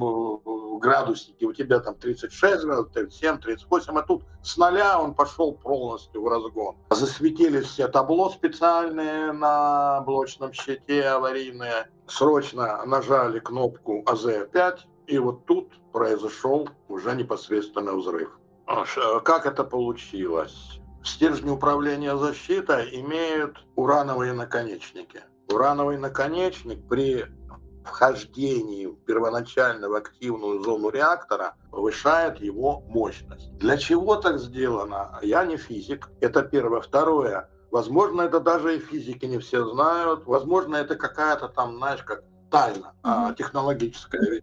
Вот почему не любят китайцев? Они любят все воровать, умеют воровать, копировать и так далее. То бишь есть промышленные какие-то секреты. А мы только констатируем, что наконечник этого стержня СУС имеет урановый стержень, который входит в активную зону реактора, и на этот короткий промежуток времени, пока еще сам стержень СУС не вошел, а только вошел наконечник, он еще повышает мощность реактора. А реактор был уже в разгоне. Уже мощность у него была запредельная. И тут еще стержни СУС все начали падать, наконечники вошли в активную зону. Стержни СУС, скорость их опускания была, как выяснилось, недостаточной. И реактор пошел в разгон и взорвался. Почему? Потому что мгновенный выброс, наброс мощности, вода в каналах вскипела, она превратилась в пар. Пароварку представляешь? Да. Ну, это условно та же самая кастрюлька, только которая имеет герметичную крышку, специальными зажимами. И когда ты нагреваешь воду в этой кастрюльке, она уже не 100 градусов имеет, а имеет температуру гораздо больше, потому что в ней растет давление. Чем выше давление, тем можно повысить температуру воды. Условно говоря, вода превратилась в пар, пар имеет объем по отношению к воде там в 1000 раз больше, понимаешь? Был стакан воды, он сразу превратился в 1000 стаканов воды. Просто произошел не ядерный взрыв, произошел тепловой взрыв. Крышку кастрюли, а в реакторе эта крышка называется Елена, ее оторвало, ее выбросило, оторвало, потому что огромное количество воды превратилось в пар, объем увеличился, и реактор не выдержал, крышку сорвало. Ну, так очень грубо. А как так вышло, что Дятлов, например, не понимал, что ли, что это будет очень опасно, что в целом уже эксперимент идет не по регламенту? Неужели это было чисто его какой-то способ самоутвердиться? Все вместе, плюс ко всему, если верить тому, что мы общались с нашими ядерщиками, у меня друг Олег Мелегов, сам старший инженер управления реактором, он в этих процессах хорошо разбирается. Не было регламента, который бы описывал, что на Чернобыльской атомной станции, на реакторе РБМК-1000 может такое произойти. Реактор никогда не пойдет в разнос. Реактор никогда не может взорваться. И никто не описывал. И были просто, еще раз повторю, уверены в действии защиты АЗ-5.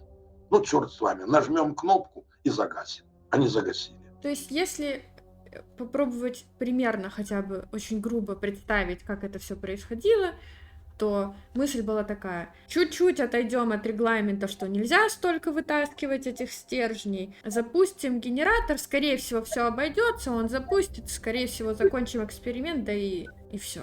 Да, но я уверен, что оперативникам, которые находились на блочном щите, все равно далось это очень тяжело. Я имею в виду отход от тех требований, которые были. Я уверен, что им было очень тяжело принять это решение. Они долго внутренне сопротивлялись. Они не мальчики. Да, они не представляли этих последствий, но они тоже имеют какую-то собственную профессиональную гордость тоже. И они сопротивлялись указаниям Дятлова. Это понятно. Чисто даже по-человечески. Ну, как я тебе приказываю что-то, ты что же будешь сопротивляться? Когда-то ты же приходила ко мне в гости, там, ты что-то сделала плохое, я говорю, иди становись в угол. Не буду. Почему? Потому что дома у меня свой угол есть. Да, они сопротивлялись, но все равно были в конце концов уверены, что ладно, если что, загасим. А что ты знаешь о первых, там, не знаю, часах сразу после взрыва? Вот в сериале HBO там человека буквально сразу отправляют посмотреть на этот реактор, например, что там случилось. Ну, это реально было, это реальные факты, это конкретные люди. Тот же Корзун, кажется, не помню, или Переверзев, забыл фамилию, могу путать. Один старший оператор реакторного цеха, а другой начальник смены. Конечно, послали, потому что никто не представлял картину. А картину нужно же, что случилось, почему взрыв, почему свет погас и так далее. Да, посылали людей, чтобы оценить обстановку. Посылали людей, которые работали на внешних объектах. На внешних объектах имеется в виду та же береговая насосная станция, которая находится за пределами главного корпуса. То есть это отдельная станция на территории промплощадки. Да, звонили женщинам, машинисткам, которые: вы выйдите, посмотрите, что вы видите, там, ну и так далее. Видим, что горит, ну и все такое прочее. Потому что не могли представить. Дятлов и те люди, которые находились на блочном, насколько я знаю, не только из фильма, да, и они, естественно, не представляли, что реактора уже нет. Это точно. И правильно поняла, что люди, которые шли вот туда посмотреть, что там произошло, это смертники? Не все, конечно. Я знаю, у нас коллега работает, Коля Соловьев такой, мы с ними в одной смене долго работали. Он, слава богу, живой, но как получилось. Они пошли искать тут как раз Ходимчука, и возвращался, вот, кажется, Перевозченко его фамилия, начальник смены реакторного цеха, который первый пошел туда на разведку, первый проверять Ходимчука. Ходимчук находился, был оператором главных циркуляционных насосов, которые качали воду непосредственно в реакторе, циркуляцию налаживали. Он пошел проверять его, дойти до конца не смог, там уже было все разрушено, заклинено двери, они дошли до половины, он их встретил и сказал: возвращайтесь, вы дальше не пройдете. Получил достаточную дозу, но нормально, и работал после этого. Ну, все зависело, куда ты пошел и на какой уровень ты попал. Ты понимаешь, я могу тебе сказать конкретный случай. Что такое? Ты не знаешь, где находится, условно говоря, этот кусок топлива, сборки. Все завалено, он под куском бетона рядом, он от тебя 10 метров, ты одну дозу получишь. Он от тебя 1 метр, ты другую дозу получишь. Вот, например, несколько турбинистов умерло. Наши турбинисты, которые к реактору не имели отношения, они скончались в той же клинике московской в мае месяце. А почему? А потому что они находились на рабочем месте, в башзале, на турбинах и открывали задвижки по аварийному сливу масла, чтобы уменьшить пожар. Чтобы, масло слить. Масло же горит. А рядом недалеко крыша уже провалена была. Кусок сборки топлива лежал. И они получили большую дозу радиации и умерли. Понимаешь? Не находясь далеко-далеко от реактора. Вот так вот. Так что тут сказать, погибли все, не погибли, тут все такое. Первый человек, который официально погиб, ведь тогда не знали судьбу еще Ходымчука. Первый человек, который официально погиб, это было уже именно 26 апреля, но он не был работником Чернобыльской атомной станции, он был наладчиком, институт наладки, который непосредственно участвовал в этом эксперименте. Должен был снимать показания приборов и так далее. Вот он был на аэраторной этажерке 4-го блока, он получил множественные и радиоактивное облучение, и в первую очередь травматическое. То есть он снимал там какие-то показания недалеко от места, где произошел взрыв в момент. Да, он погиб не от радиации, а погиб в большей степени от обрушения металлоконструкции, плит. Да, он первый, забыл его фамилию, не помню. Он первый, который 26 апреля погиб. Ты мне много и в личных разговорах упоминал Ходымчука, и сейчас расскажи немножко, что это за человек и почему его фамилию так много людей знает.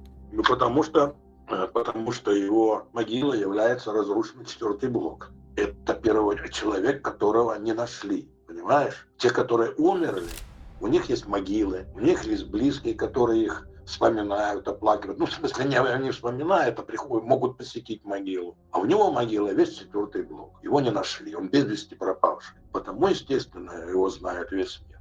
Это как символ. Ну и мы с тобой... Как так вышло? Ну а как вышло? Потому у него обвалились конструкции. Он не смог оттуда выбраться. Тот человек, перевозчика, хорошо не буду, вдруг фамилию неправильно говорю, который пошел его искать, он же не смог дойти. Не смог. Как он оттуда мог изнутри выйти, если к нему не могли уже попасть? То есть он был тоже в непосредственной близости к реактору, выполнял какие-то задачи? Конечно, безусловно. Он выполнял свои профессиональные обязанности. Ты говорил, что его очень долго искали? Ну, пытались найти. Вот это ж люди, которых посылали, да. Но потом это все прекратилось, потому что все завалено, поняли, что не могут. Ну, такие дела. Ну и если закончить Ходымчуком, это ж мы с тобой уже этот случай вспоминали. Это когда месяца 2 назад в Киеве погибла его жена от удара дрона. Просто в квартире у себя? Да. Ужас. А ты задумывался о том, что бы было с тобой, если бы ты не был в этот момент в отпуске? То есть знаешь ли ты, была бы ли это твоя смена? Какие бы обязанности ты бы выполнял? Да, я не только задумывался, я знал, что я должен был бы быть на смене. Это моя 5-я смена была. А что бы со мной было, задумывался, но нельзя провести прямую аналогию. Это так же, как я тебе говорил, что 10 метров в сторону отошел, можешь получить смертельную дозу. 10 в сторону в другую пошел, ничего бы не получил. Я могу сказать, что тот сменщик, который работал вместо меня, не буду называть фамилию, все-таки уже его нет в живых, к сожалению, но он долго прожил после этого. Да, он получил лучевую болезнь, диагноз, воздействие радиации, лучевая болезнь и 1-ю категорию ликвидации. Сказать, что я был бы в этой ситуации точно так же, нет, это абсолютно будет нечестно, неправильно, некорректно, неправильно. Так что проводить прямые аналогии тут бессмысленно. Тут сразу несколько тогда вопросов. Во-первых, кого и что ты винишь в этой всей ситуации? И, во-вторых, согласен ли с тем, что все повесили на Дятлова? Действительно ли он был таким плохим человеком, каким его выставляют? Кто виноват в этой ситуации? Все-таки я в большей степени возлагаю вину именно на систему, о которой я говорил. Когда партия, руководство, кто-то еще, ты не имеешь права принимать самостоятельное решение, за которое непосредственно ты отвечаешь. Это твоя прямая обязанность. А тебя били по рукам. В первую очередь виновата система. А уже потом виноват реактор, сам по себе, его конструктивные особенности. Если бы не было этой системы, может, и реактора такого не было. Тут, кто на ком стоит, где яйцо, а где курица, трудно ответить. По поводу Дятлова, еще раз повторяю, я не был с ним знаком, По Дятлову, да, он много писал, он много и оправдывался, и разъяснял. Не знаю, мне кажется, все-таки чересчур его демонизировали, демона с него пытались сделать. Особенно это в этом фильме присутствует. Как быть на самом деле, то, что он был волевым человеком, все остальное, это я как бы читал, ну, мемуары, воспоминания об этом человеке, какие-то статейки, ну, все это такое, вот, личного ж общения не было, не могу сказать. И тех людей, еще раз повторяю, нет уже в живых, которые могли бы по стечении времени более трезво это все объяснить, оценить, описать. А какие у тебя вообще вот мысли, вот мне даже интересно, как хронологию, вот когда только услышал, когда уже непосредственно начал работать над тем, чтобы станция вернулась к работе, после того, как станцию закрыли, я так понимаю, в 2000 году, и сейчас уже по прошествии еще 26 лет. Хорошо. Ну, немножко в терминологии только. Станцию в 2000 году не закрыли, блоки остановили. Это терминология, потому что закрытием станции мы занимаемся и сейчас. Есть государственная программа закрытия Чернобыльской атомной электростанции. Она рассчитана на много-много-много лет впереди. Ну, это просто небольшая поправочка. Остановили блоки, да. Первое время это однозначно было желание защитить персонал. Это было 100%, это вот за это могу ручаться. И было, может быть, справедливое, несправедливое желание свалить вину все-таки даже не на руководство станции, имеется в виду, на руководство страны и на саму систему. Даже не руководство страны, система такая была. Ну, постепенно все-таки мы между собой же говорили, что да, вот если кто-то взял смелость и не выполнил там решение это. Легко говорить за других. Ведь я тоже, были такие моменты, когда я стоял перед выбором, ну и тоже кое-что там нарушал, условно говоря. Ну, понятное дело, я представлял то, что я нарушал, я представлял уровень последствий своего небольшого нарушения. Это совсем разные вещи. Не знаю, Катюша, это такое сложное все. Тем более много лет прошло, и хронология, это все, и как я начинал сначала. Память замещает, что-то плохое выбрасывает, оставляет что-то хорошее или более эмоциональное. Не могу сказать однозначно. Могу сказать только то, что когда последний блок был остановлен в 2000 году, атмосфера была на блочном щите траурная. Люди были в черных траурных повязках. Ну, в общем, кто захочет увидеть, увидит, какая атмосфера была и что люди чувствовали при этом событии, как себя чувствовали при этом событии. Я считаю, это было сделано правильно. Сторонников на Чернобыльской атомной электростанции, которые, согласно с моим мнением, очень мало. Как так? Дело в том, что задолго до этого неоднократно поднимался вопрос общественности мировой, в первую очередь, о том, что Чернобыльскую атомную станцию надо закрывать. Слово «Чернобыль» всех пугало, мировую общественность. Из-за этого не развивалась атомная энергетика. Многие страны отказались продолжать строить новые станции. И это касалось не только того, что у нас реакторы РБМК, ну, скажем так, несовершенны по конструкции, а в принципе, слово «Чернобыль» всех пугало. И постоянно оказывали давление. Мы долгое время не работали. Ну, как долгое время? Остановили в ремонт, например, блок. А с ремонта не выходим. И по полгода стояли. Потом раз опять принято решение. Запускаем блоки, работаем. Потом опять останавливались. И эта чехарда очень давила на психологию людей. Ну, не чувствовали себя как бы уверенными, что будет завтра. И потому отношение к этому все равно было у большинства персонала негативное, когда было принято решение об остановке последнего третьего блока. Но я считаю, что мы, Украина, вынуждены были пойти на этот шаг, потому что иначе бы мы остались одни. Мы бы не смогли заниматься проблемами саркофага, строительством новой арки, мы бы никогда не финансово не потянули бы этот проект. И потому это было вынужденное решение. Не знаю, что на первом месте стала экономика или политика, наверное, и то, и другое все вместе взятое. Хорошо. А Раз ты упомянул арку, можешь вкратце объяснить, что это вообще такое? Ну, наверное, арку знает весь мир. В 1986 году вокруг разрушенного четвертого энергоблока начали возводить конструкцию, которую впоследствии назвали саркофаг. То бишь, как бы захоронили, закрыли сверху разрушенный энергоблок. Естественно, этот проект был несовершенен, но он выполнялся в тяжелейших условиях. Ну, в тяжелейших условиях буквально огромной уровни радиоактивного загрязнения, тысячи рентген кругом, и люди работали. Да, применялись там дистанционные какие-то краны там и так далее, но все равно. Это была очень тяжелая, кропотливая работа, тем более ее никогда раньше никто не выполнял. К слову сказать, 15 сентября 1986 года на кровлю пошли первые военные, которые впоследствии их начали называть биороботы, потому что нужно было убирать графит, нужно было убирать остатки топливных сборок с кровли.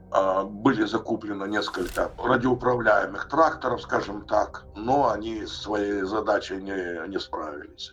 В жесточайших полях радиации электроника выходила из строя, и они ничего не смогли сделать, и потому были на кровлю запущены люди, которые лопатами сгребали все это и выбрасывали в жерло разрушенного четвертого блока. Это факт, это никакие не домыслы, это реальность. Вот. Но этот проект, этот саркофаг не был рассчитан на длительное время, он не был герметичным, потому что, еще раз повторимся, он монтировался в жесточайших условиях радиоактивного загрязнения. Потому было необходимо строить новую защитную арку сверху разрушенного блока вместе с саркофагом. И был заключен контракт с французской фирмой «Наварка».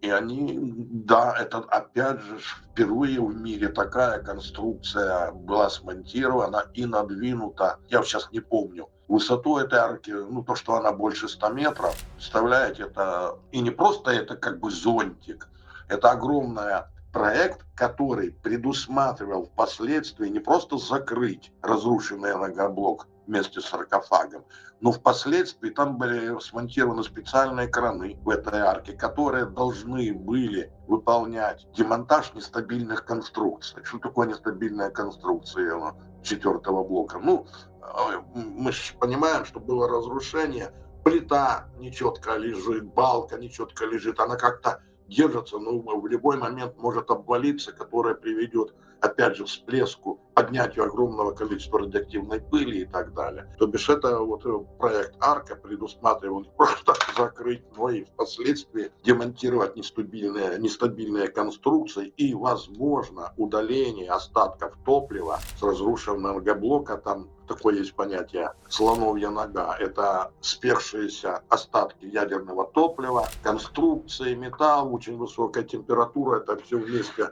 образовалась единая целость, стекала, потом остыла, и вот такой, как кусок лавы, его называют слоновья нога. А ты его видел? Вот. Да, Катюша, да ты что? Ее видели считанные люди. Там же до сих пор доступ туда запрещен. Это даже не обговаривается. А у тебя всегда было такое мнение? То есть ты, возможно, считал, что не стоило вообще и в 86-м году его перезапускать? Нет, Или это со временем? Тогда я об этом не думал. Нет, у меня не было такого мнения постоянно. Я говорю только за последние, не знаю, 10 лет. До останова последнего третьего блока. Тогда мы были молодыми, мы были глуповатыми, мы хотели быть какой-то мере не героями, ни в коем случае. Героем, в собственных глазах, не знаю, были безрассудными, хотелось делать глупости. Этим молодежь и отличается от более взрослого человека. Своей импульсивностью, своей нежеланием оценивать ситуацию и думать, а что же будет через 10? Да я сегодня хочу, я сейчас хочу. Меня не интересует, что будет завтра и так далее. Почему молодежь с удовольствием идет на войну, предположим, безрассудно? Они мотивированы. Они мотивированы жизнью, желаниями, внутренней энергией. А чуть постарше, а я подумаю. Как ты переезжал из Припяти в Славутич? В какой момент ты понял, что ты больше не вернешься? Как живешь вообще сейчас? Не из Припяти переезжал в Славутич, а из Киева. Сейчас точных дат уже не осталось в голове, когда мы осознали полностью, что Славутич потерян. Ой, в смысле Припять Припять потерь. потерян. Ну, я думаю, для себя это я понял, когда уже вернулся 15 августа на работу. Тогда для меня уже картина полностью сложилась, что это уже все. А с чем Потому это что было уже связано? люди... Получением информации. Конкретной информации, конкретных людей. То Вот есть и тебе всё. уже прямо сказали, что все, вы больше не вернетесь. Ну, мне сказали, ну, как бы это уже висело в воздухе. Да, наверное, я уже приехал, и уже все остальные знали, что Припяти больше нет. И уже принималось решение разрешить людям возвращаться в Припять за теми вещами, которые мы вспоминали о той книжечке о том попугае. Мгм. Да, на тот момент уже была картина полностью ясна, тут без вариантов. Я ездил в Припять, первый раз я попал в Припять, мне кажется, или в начале сентября, или в конце августа, точно не помню. После ночной смены нам разрешили небольшая экскурсия, нас посадили на автобус, мы просто проехали по городу, мы из автобуса не выходили, мы покрутились по городу, ну просто как память какая-то, первое посещение. Мое было в Припяти после аварии. И мы вернулись на станцию и поехали домой. Это было очень быстро, потому что там же график, автобусы, то 5-10. Вот буквально заехали в город, а в Припять от станции 2 километра, что там ехать. Какие были впечатления тогда?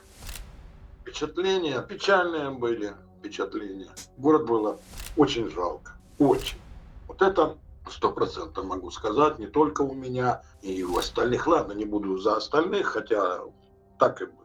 Город все жалели, город все любили, город считали своим, столько планов было, столько будущего было связано с этим городом. Тут пах, и этого ничего нет. Ни война, ничего там. Ну, город стоит, он весь целый, и ни одного живого человека. Это давило. Это безысходность какая-то. Да, это было печально. А город на тот момент еще выглядел целым. Ну, жилым, конечно. Ну, Мгм. конечно. Ну, там же, ну, что прошло там, ну, несколько месяцев, конечно. Абсолютно живым, здоровым. Газоны еще там сильно там не позарастали. Все ухоженное. Людей нет. Ну, вот то, что людей нет.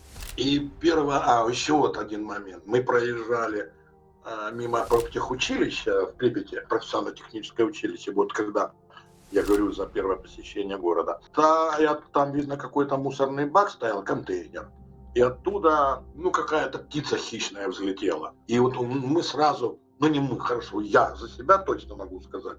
У меня ассоциация с грифом сервис-стервятником. Знаешь, такие есть птицы, Да. которые падали и питают. Вот это вот я запомнил. Вот это меня очень сильно кольнуло. До сих пор вспоминают Припять. А в то время, первые года, не первый год, и второй, и третий, и четвертый, и пятый, и уже в Славутиче жили. И все сравнивали с Припятью, сравнивали. И вспоминали, что было, как было. Да, постоянно шло сравнение, постоянно были воспоминания о этом городе. А помнишь впечатление о Славутиче? Все-таки принял ли тебя город? Принял ли ты его? Славутич, да, принял в 87 году. Ты, может, слышала, я женился в декабре месяц. И мы тогда уже, мне кажется, когда сказали, а мы уже в тот момент знали, что будет спутник строиться Славутич, мы с мамой приняли решение, что мы будем переезжать. У нас в этом отношении как бы не было никаких сомнений. Мама твоя первая приехала в Славутич и начала работать. Еще у нас квартиры не было, она работала в базе Орса. Может, ты не в курсе до конца. Освобожденный комсорг базы Орса. Что такое Орс? Это организация рабочего снабжения. Это все снабжение города, питание, рамтовары, мебель. Все шло через эту организацию. Она там возглавляла комсомольскую организацию. Это ее была ответственная работа. Вот, а потом я приезжал к ней, еще город только строился, а там уже находилась после работы. Нет, у нас не было сомнений. И первую квартиру, которую мы посетили, я посетил, это квартира в Рижском квартале Заводчикова, Лешечку мою, заводчиковой Гали. И вот я вышел после ночной смены, это был июнь месяц, я иду от вокзала вдоль Киевского квартала, иду, а тут красиво уже, деревья растут, ведь город строился, Славутич, среди леса, условно говоря. Очищали площадку, построили дом, очистили площадку, построили. До сих пор же огромное количество того леса, который существовал на тот момент, осталось, только еще больше вырос, сосны выросли в величину и так далее. Я шел, и мне так все нравилось. Мне так надоел этот вахтовый метод работы, когда ты живешь где-то в вахтовом поселке, едешь на работу на автобусе, потом возвращаешься в Киев. Это было желание огромное. Уже обрести непосредственно как бы закончить эту процедуру. Никаких вахтовых поездок. Ты вот живешь, вот твой дом, и мама захотела. И вопрос только был в выборе квартиры. У нас не было детей, нас было двое. По чернобыльским нашим законам я припечанин, тем более я оперативник, мы нас ценили. На каждому человеку давали одну комнату. То бишь мы рассчитывали на двухкомнатную квартиру. Мама же дольше там находилась, она уже там работала.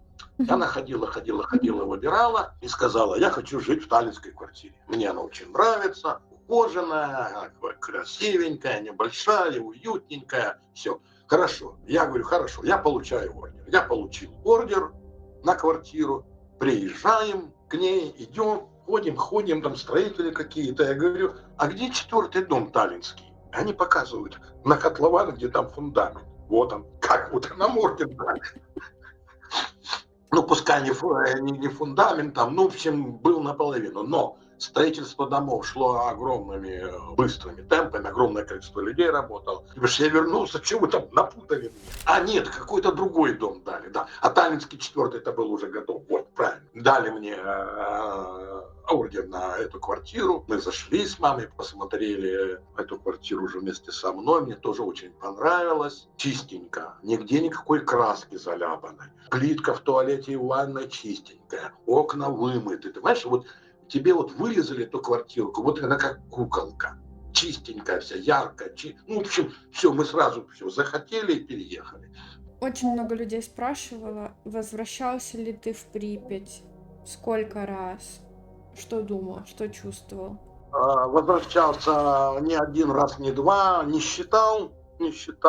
Возвращался и с теми же мыслями, о которых я говорил. Город жалко, печально, слеза наворачивалась. Ну, с течением времени, конечно, это немножко все притуплялось, и в то же время думали все, вспоминали. Я также приезжал в Припять и думал о том, как могла моя жизнь сложиться, если бы я здесь остался. Ну, в смысле, ничего бы не случилось, и Припять существовала, и жила, продолжала жить. Да, и последний раз, это было уже, наверное, больше 10 лет. Я поехал в Припять именно прощаться с городом. Я знал, что я еду последний раз. Я зашел в свою комнату, взял специально с собой фломастер и на двери написал: «Здесь я был счастлив».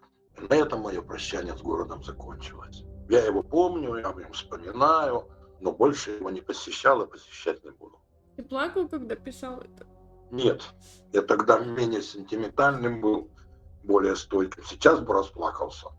Ты прекрасно знаешь, что это не первый, не второй, не третий раз, как я слышу эту историю, но у меня каждый раз слезы уворачиваются. Очень жаль, что такое на твою судьбу выпало. Видишь, то, что попало на мою судьбу, и во многом мне повезло. Все-таки я не был в момент аварии, не видел этих эвакуаций, хотя люди в тот момент, конечно, не так боялись эвакуации. Почему? Потому что они многие мечтали, что вернутся. Не мечтали, а надеялись, были уверены, что вернутся. Да, вот так вот. Со мной, кстати, в соседнем кабинете работает женщина. Это та, которую я сегодня вспоминал. Помнишь, я тебе рассказывал, что они зря в Чернигов ездили? Да. Вот, и 26 апреля у нее была свадьба в Припяти. Назначено было. Не назначила, она состоялась. Она состоялась. В том-то вся трагедия и состояла частично жителей города. Ведь жители города ничего толком не знали. Была суббота, тепло, очень тепло. В песочницах дети колупались. Женщины с детьми, с колясками ходили по городу. Гуляли все, праздновали.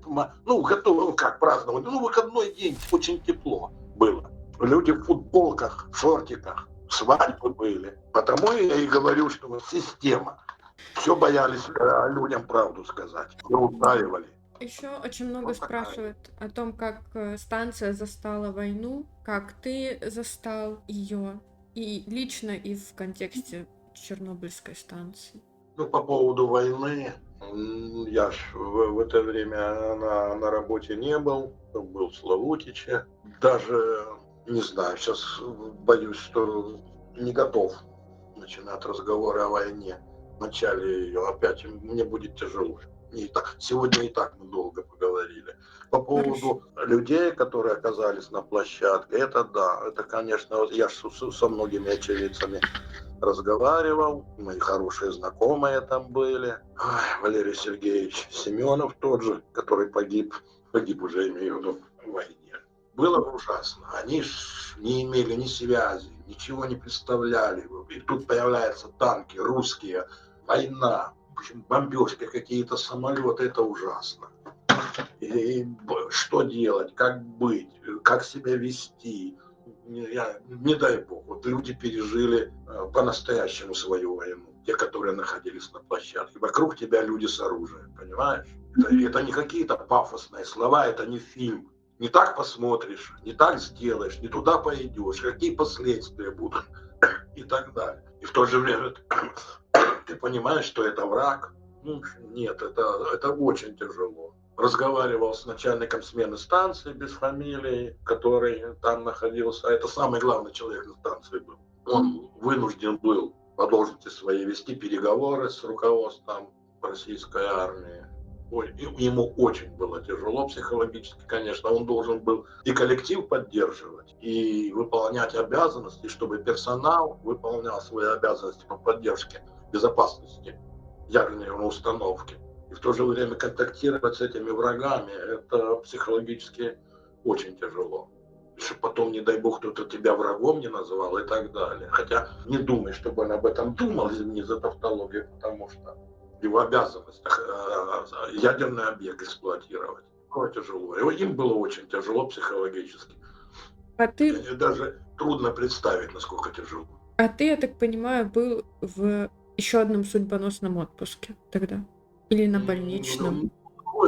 Да, и я уже, это же был выходной день. Я в любом случае не был бы на станции, потому что я был дневным персоналом. Там был только оперативный персонал. Вот в чем дело. Расскажи еще быстренько, кем ты работаешь сейчас и вообще какие у тебя были должности на станции? На станции мои должности были. Я был машинист-обходчик дайраторной этажерки, машинист-обходчик питательных насосов. Кратковременно машинистом-обходчиком на береговой насосной станции не хватало персонала, меня попросили там немножко поработать. Потом работал машинистом турбины, потом работал старшим машинистом цеха, потом работал инженером по снятию с эксплуатации атомной электростанции Чернобыльской второй категории. Сейчас я инженер первой категории в группе организации демонтажа, которая занимается как и демонтажом оборудования, которое не влияет на безопасность атомного блока, так и занимаюсь снятием с эксплуатации систем и самой Чернобыльской атомной электростанции. То бишь я с 2000 года, условно говоря, вот когда третий блок остановили, я уже тогда работал не оперативником, я занимаюсь проблемами снятия с эксплуатации Чернобыльской атомной электростанции. Она заключается как в демонтаже, как в самом снятии. Тут очень много процессов, их нельзя описать двумя-тремя словами. Это огромный комплекс мероприятий, которые необходимо выполнять, в которых я участвую. Ну и тем более немножко чуть больше делаю. Не в смысле чуть больше делаю, потому что у меня много опыта. Потому меня привлекает к различным решениям различных вопросов, различных задач. Я знаю хорошо оборудование, как выяснилось, я много где работал, давно очень занимаюсь проблемами снятия, проблемой обращения с радиоактивными отходами и так далее. То бишь целый комплекс вопросов, в которых я, скажем так, разбираюсь. Можешь рассказать историю, как я узнала, что ты ликвидатор? Ты пришла в гости, заглянула в ящичек, увидела там всякие медальки, значочки, задаешь вопрос: папа, а чье это? Я говорю: это мое. Ты такие глаза круглые сделал. Говорит: пап, так ты герой. Я говорю: да, да. Я герой, заулыбался. Вот это было, наверное, первое твое знакомство. В том, что папа у тебя герой, с твоих слов. А вот ты сейчас вспомнил эту историю, но в целом, когда я тебя называю своим героем, и это неоднократно случалось и за недавнее время, и это случалось, когда я тебе 26 апреля звонила, и когда я тебе делилась, что люди тебя так называют, ты как-то противишься, начинаешь всячески спорить. С чем это связано? Чем это связано? Ну, потому что реально я не считаю себя каким-то героем. Выполнял свои обязанности. Тем более, все-таки я не был в первые минуты на станции в момент аварии, не был в городе, а это очень много значит для осознания всего и оценки, понимаешь? Мне гораздо было проще принять решение в августе месяце о том, что я возвращаюсь на работу. А другое дело находиться в эпицентре событий 26, 27, 28, видеть все это. И потому те люди, больше заслуживая это звание героев, они принимали героические решения для себя, да и для судьбы станции в том числе. Потому, да, я не герой, я выполнял свои обязанности. Выше я уже объяснял и сравнивал себя в какой-то мере с военными. Вот он работает, вернее, служит, потом, началась война, он выполняет свой долг. Очень бы хотелось, чтобы меньше было героев. Их вообще не должно быть. Нежелательно, чтобы они были, эти герои. Потому что героизм – это, как некоторые говорят, это чья-то ошибка. Очень бы хотелось прожить без героев, просто людей, которых мы уважаем, ценим. Я не знаю, смог ли я донести свою мысль, почему я против героизма. Но они, к сожалению, есть и, наверное, будут очень долго, наверное. За всю историю человечества не сможем избавиться от людей, которых мы будем считать себя героями. И не только считать, вернее, их героями, они таковыми будут являться, которые будут отдавать свои жизни ради чего-то. Не ради себя, а ради других. Мне очень понравилось, как ты сказал, что героизм — это чья-то ошибка. Первое, это можешь прикинуть и оценить, сколько, по твоим оценкам, на это уйдет времени, на полное снятие станции с эксплуатации? Могу оценить следующие временные рамки, которые на данный момент уже известны. Сейчас Чернобыльская атомная электростанция находится на этапе АЗИК. АЗИК расшифровывается. Окончательное закрытие и консервация. Значит, на этом этапе он начался после того, как с всех 3 блоков полностью вывезено ядерное топливо. То бишь ни одной топливной сборки отработанного ядерного топлива в реакторах нет. Имелось в виду, мы выше говорили, что примерно 1500 каналов в реакторе каждого блока, значит, 1500 сборок в каждом реакторе. Все они вывезены в специальное хранилище Хаят-1, хранилище отработанного ядерного топлива. Французами Холтекс, кажется, фирма называлась, построено новое хранилище Хаят-2, хранилище отработанного ядерного топлива номер 2, которое уже современное, предусматривается хранение, насколько я помню, до 100 лет. Далее с Хаят-1 специальными составами перевозится топливо с Хаят-1 на Хаят-2 для длительного и безопасного хранения. Далее, значит, что такое этап АЗИК? Мы сказали, топлива нет. На этом этапе происходит демонтаж определенных систем, которые не влияет, систем, я имею в виду оборудование, которое не влияет на безопасность реактора. И при этом все понимают, что сам реактор, его активная зона очень долго будет являться источником очень высоких полей радиоактивного загрязнения. И его активную зону, эту демонтировать нельзя, ее нужно только как-то оградить. И было принято решение консервации. Что такое консервация? Был определен перечень помещений, которые не будут трогаться, туда доступ будет запрещен на много-много лет. На данный момент рассматривается вариант, если мы говорим о временных рамках, это буквально еще до 100 лет от сегодняшнего дня. И вот зона консервации, мы обрисуем ее, предположим, красной чертой помещения, где находится самое грязное оборудование, сам реактор, активная зона. Все трубопроводы, которые проходят, демонтируются, отглушаются, выполняются мероприятия по противопожарной защите, то есть специальными веществами, материалами закладываются проходки, удаляются кабели, чтобы, ну, все делается для того, чтобы превратить зону консервации в единый противопожарный объект, чтобы извне никакого воздействия не было, ничего не могло загореться и привести к повреждению зоны консервации. И после этапа АЗИК, когда зона консервации будет определена, все эти мероприятия будут закончены, а ЧАЭС будет находиться на этапе выдержки. Вот это и есть выдержка. Выдержка, это имеется в виду временной фактор, по истечении которого, как мы сейчас сказали, может продлиться, может до 100 лет, а будет физически снижаться, естественно, вернее, снижаться уровни полей радиоактивного загрязнения, и, возможно, потом будет принято решение о демонтаже уже и захоронении самого реактора. Ну, ты можешь вот даже как-то очень грубо прикинуть, ну, допустим, через 50 лет будут еще люди на станции? Может быть, там будет меньше сотрудников, какие-то другие задачи. Ну, Но конечно, еще... будут. Тут нечего их грубо прикидывать, обязательно будут. А через 100 лет? Будут. Но кто-то зону консервации, кто-то этот реактор, который активный, который внутри зоны консервации, его же должен кто-то будет контролировать, состояние температуры, влажности, все остальное. Ну, обязательно будут. Я думаю, не только думаю, 100 лет это 100% даю гарантии. Может, 200? ты доживешь.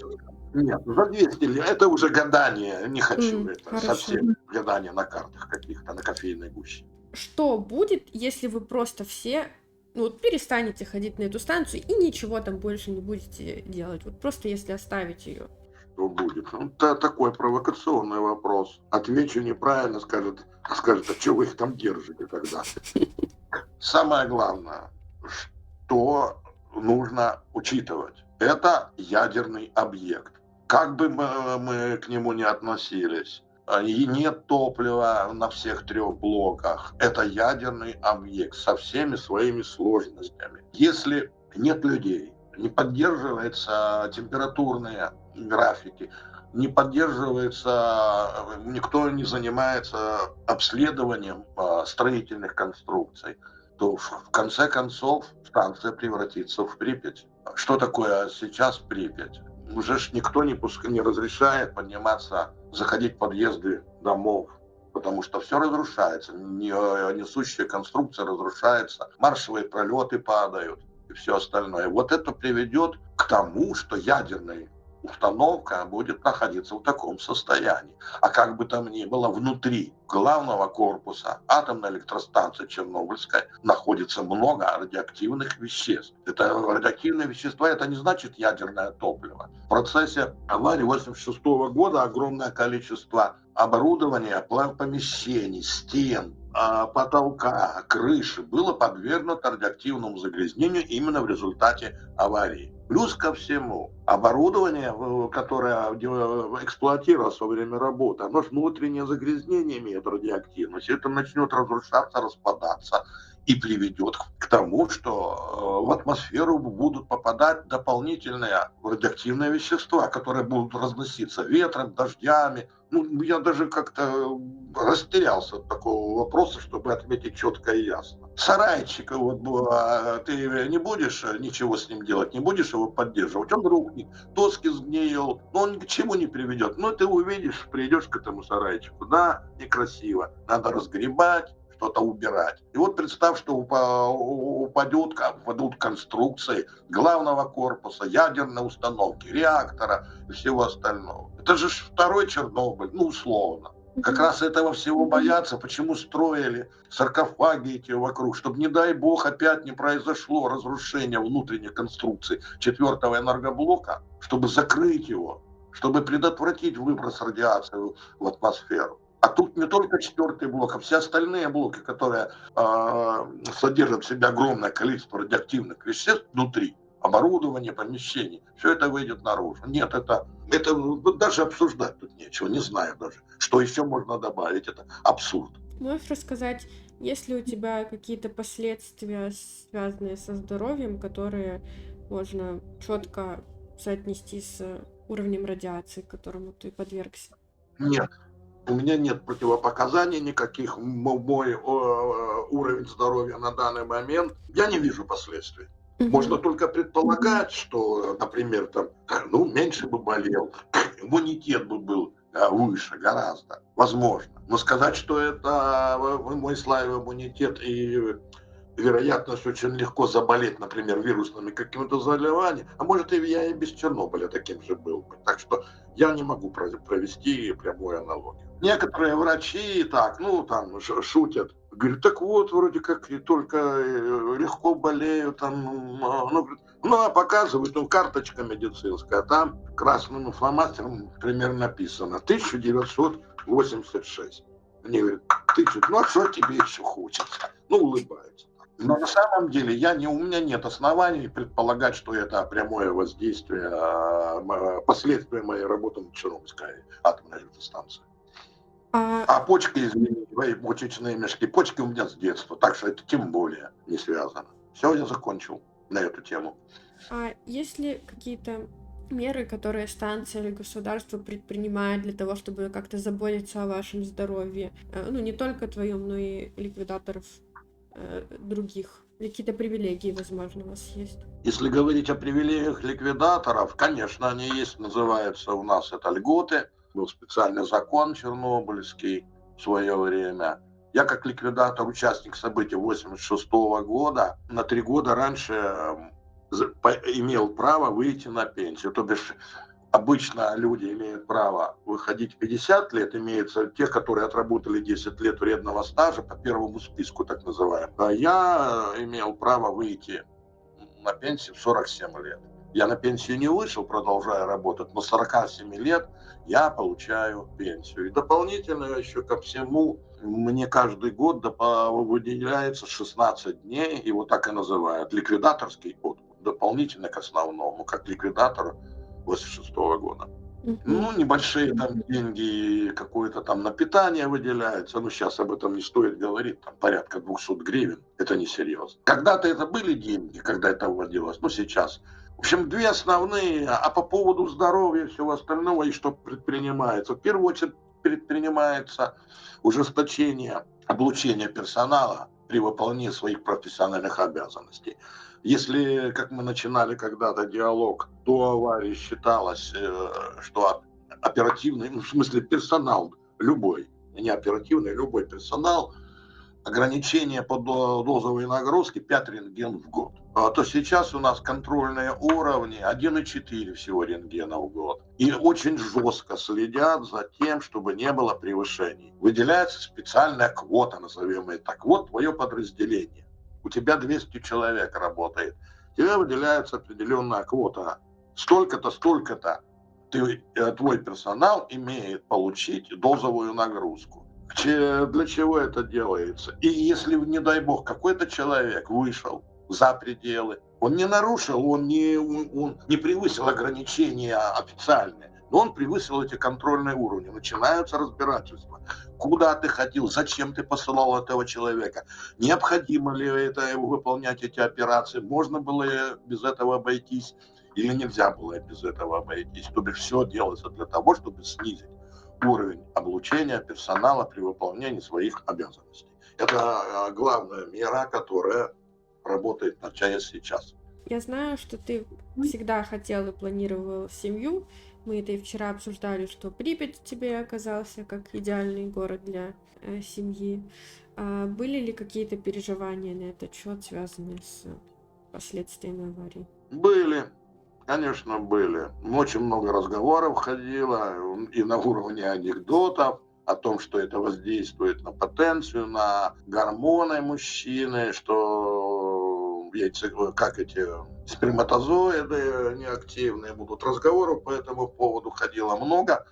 И тем более, когда в 1987 году я попал в Пущеводице, был построен современный радиологический центр, где проходили, там не лечили людей, там обследовали людей, ликвидаторов, изучали, чтобы накапливать опыт, почти как подопытные кролики. Попал туда и я. Ну и как-то лежала моя анкета, там, Крицун Сергей Тимофеевич. Приступил работу после аварии такого-то числа, в настоящее время работаешь, что-то там еще, и потом дальше строчки. Дата смерти, причина смерти. Ну, как бы не вдохновлял особо. Немножко переживали, конечно. Кстати, в этой же в центре, когда я находился, и твоя мама приехала. Я вернулся из города, гулял, подхожу, мне медсестра подзатыльник такой: ты где шляешься, сволочь, тебя тут девушка уже несколько часов ждет.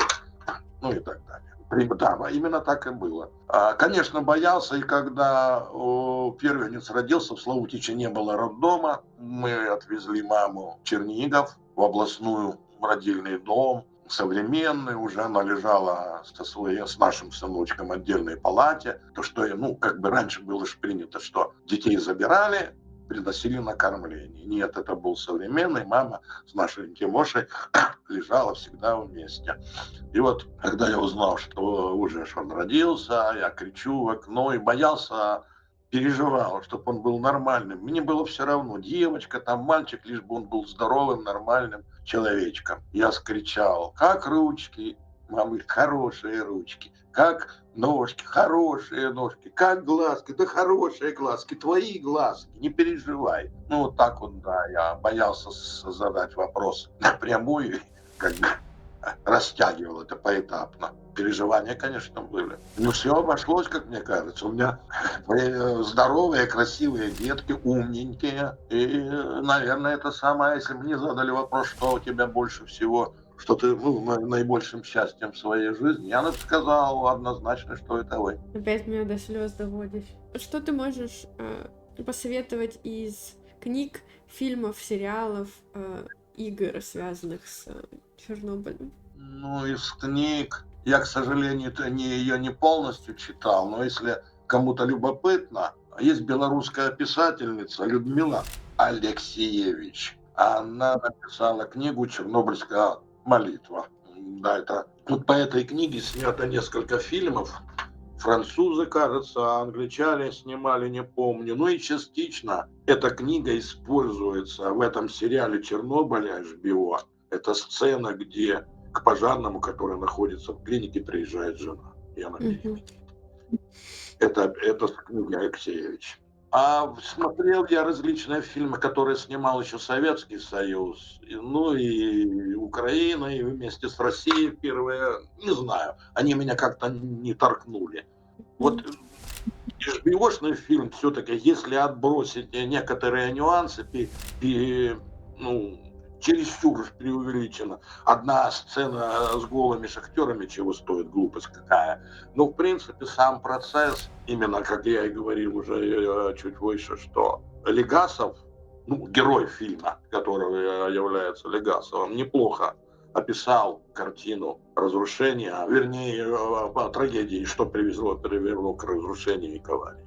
А так, не знаю, я очень много смотрю, но это все не запомнилось, я не могу сказать какие-то названия. Очень много роликов снято, особенно когда какие-то даты подходят, так, к 26-му ближе, очень целыми днями бываешь, просматриваешь, все вспоминаешь. Так более конкретно не могу сказать.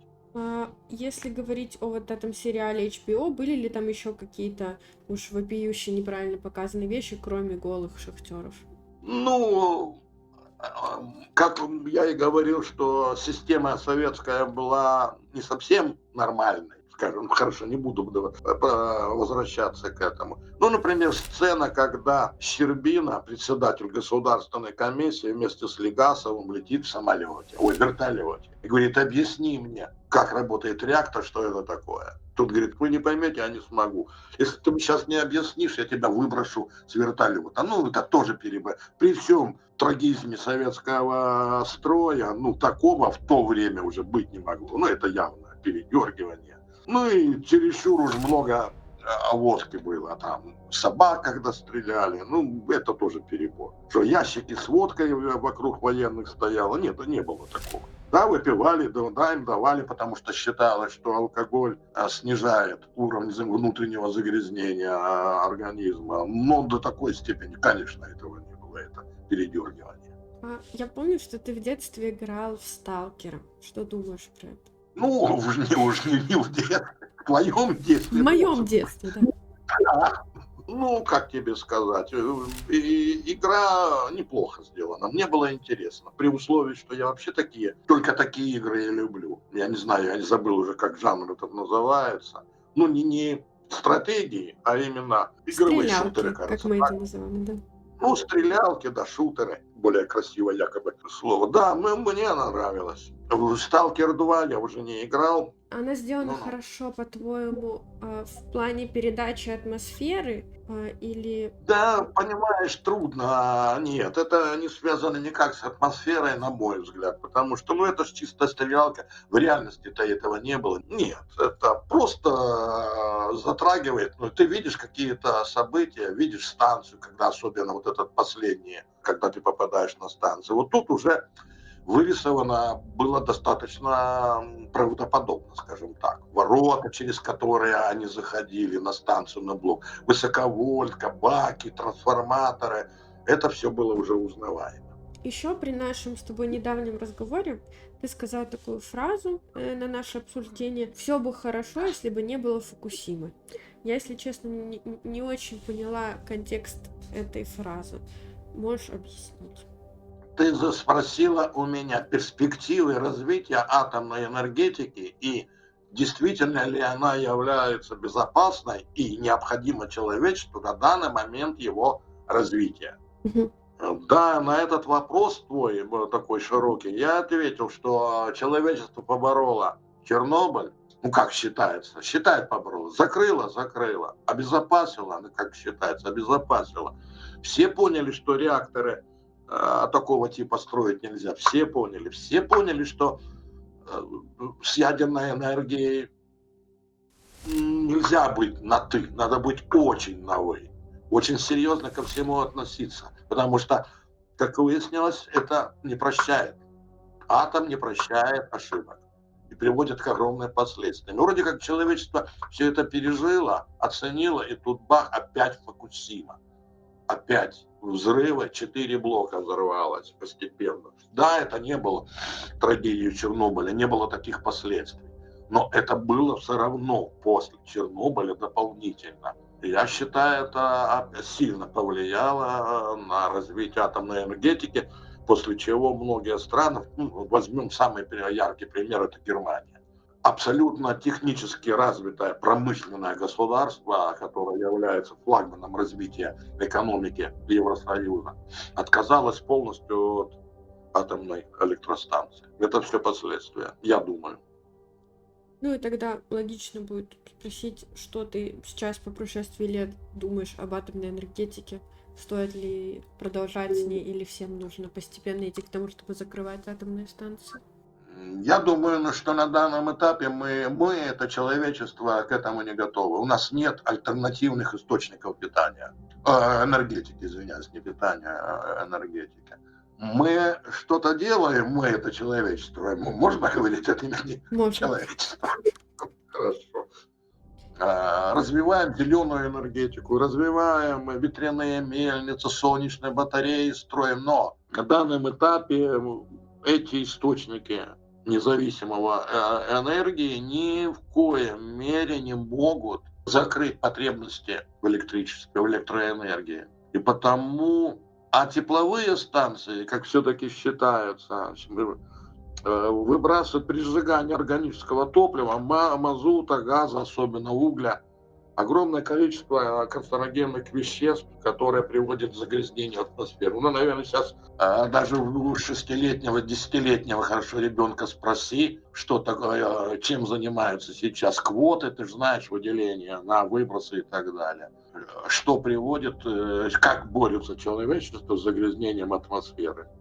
И потому, наверное, этот сейчас этап пока не без развития атомной энергетики невозможен. А вот когда мы научимся, найдем другой источник, больше всего сейчас все ждут как манну небесную, это термоядерная реакция. Не хочу долго на этом останавливаться, кому-то, если интересно, почитать. Термоядерная реакция, ну, в какой-то мере это Солнце.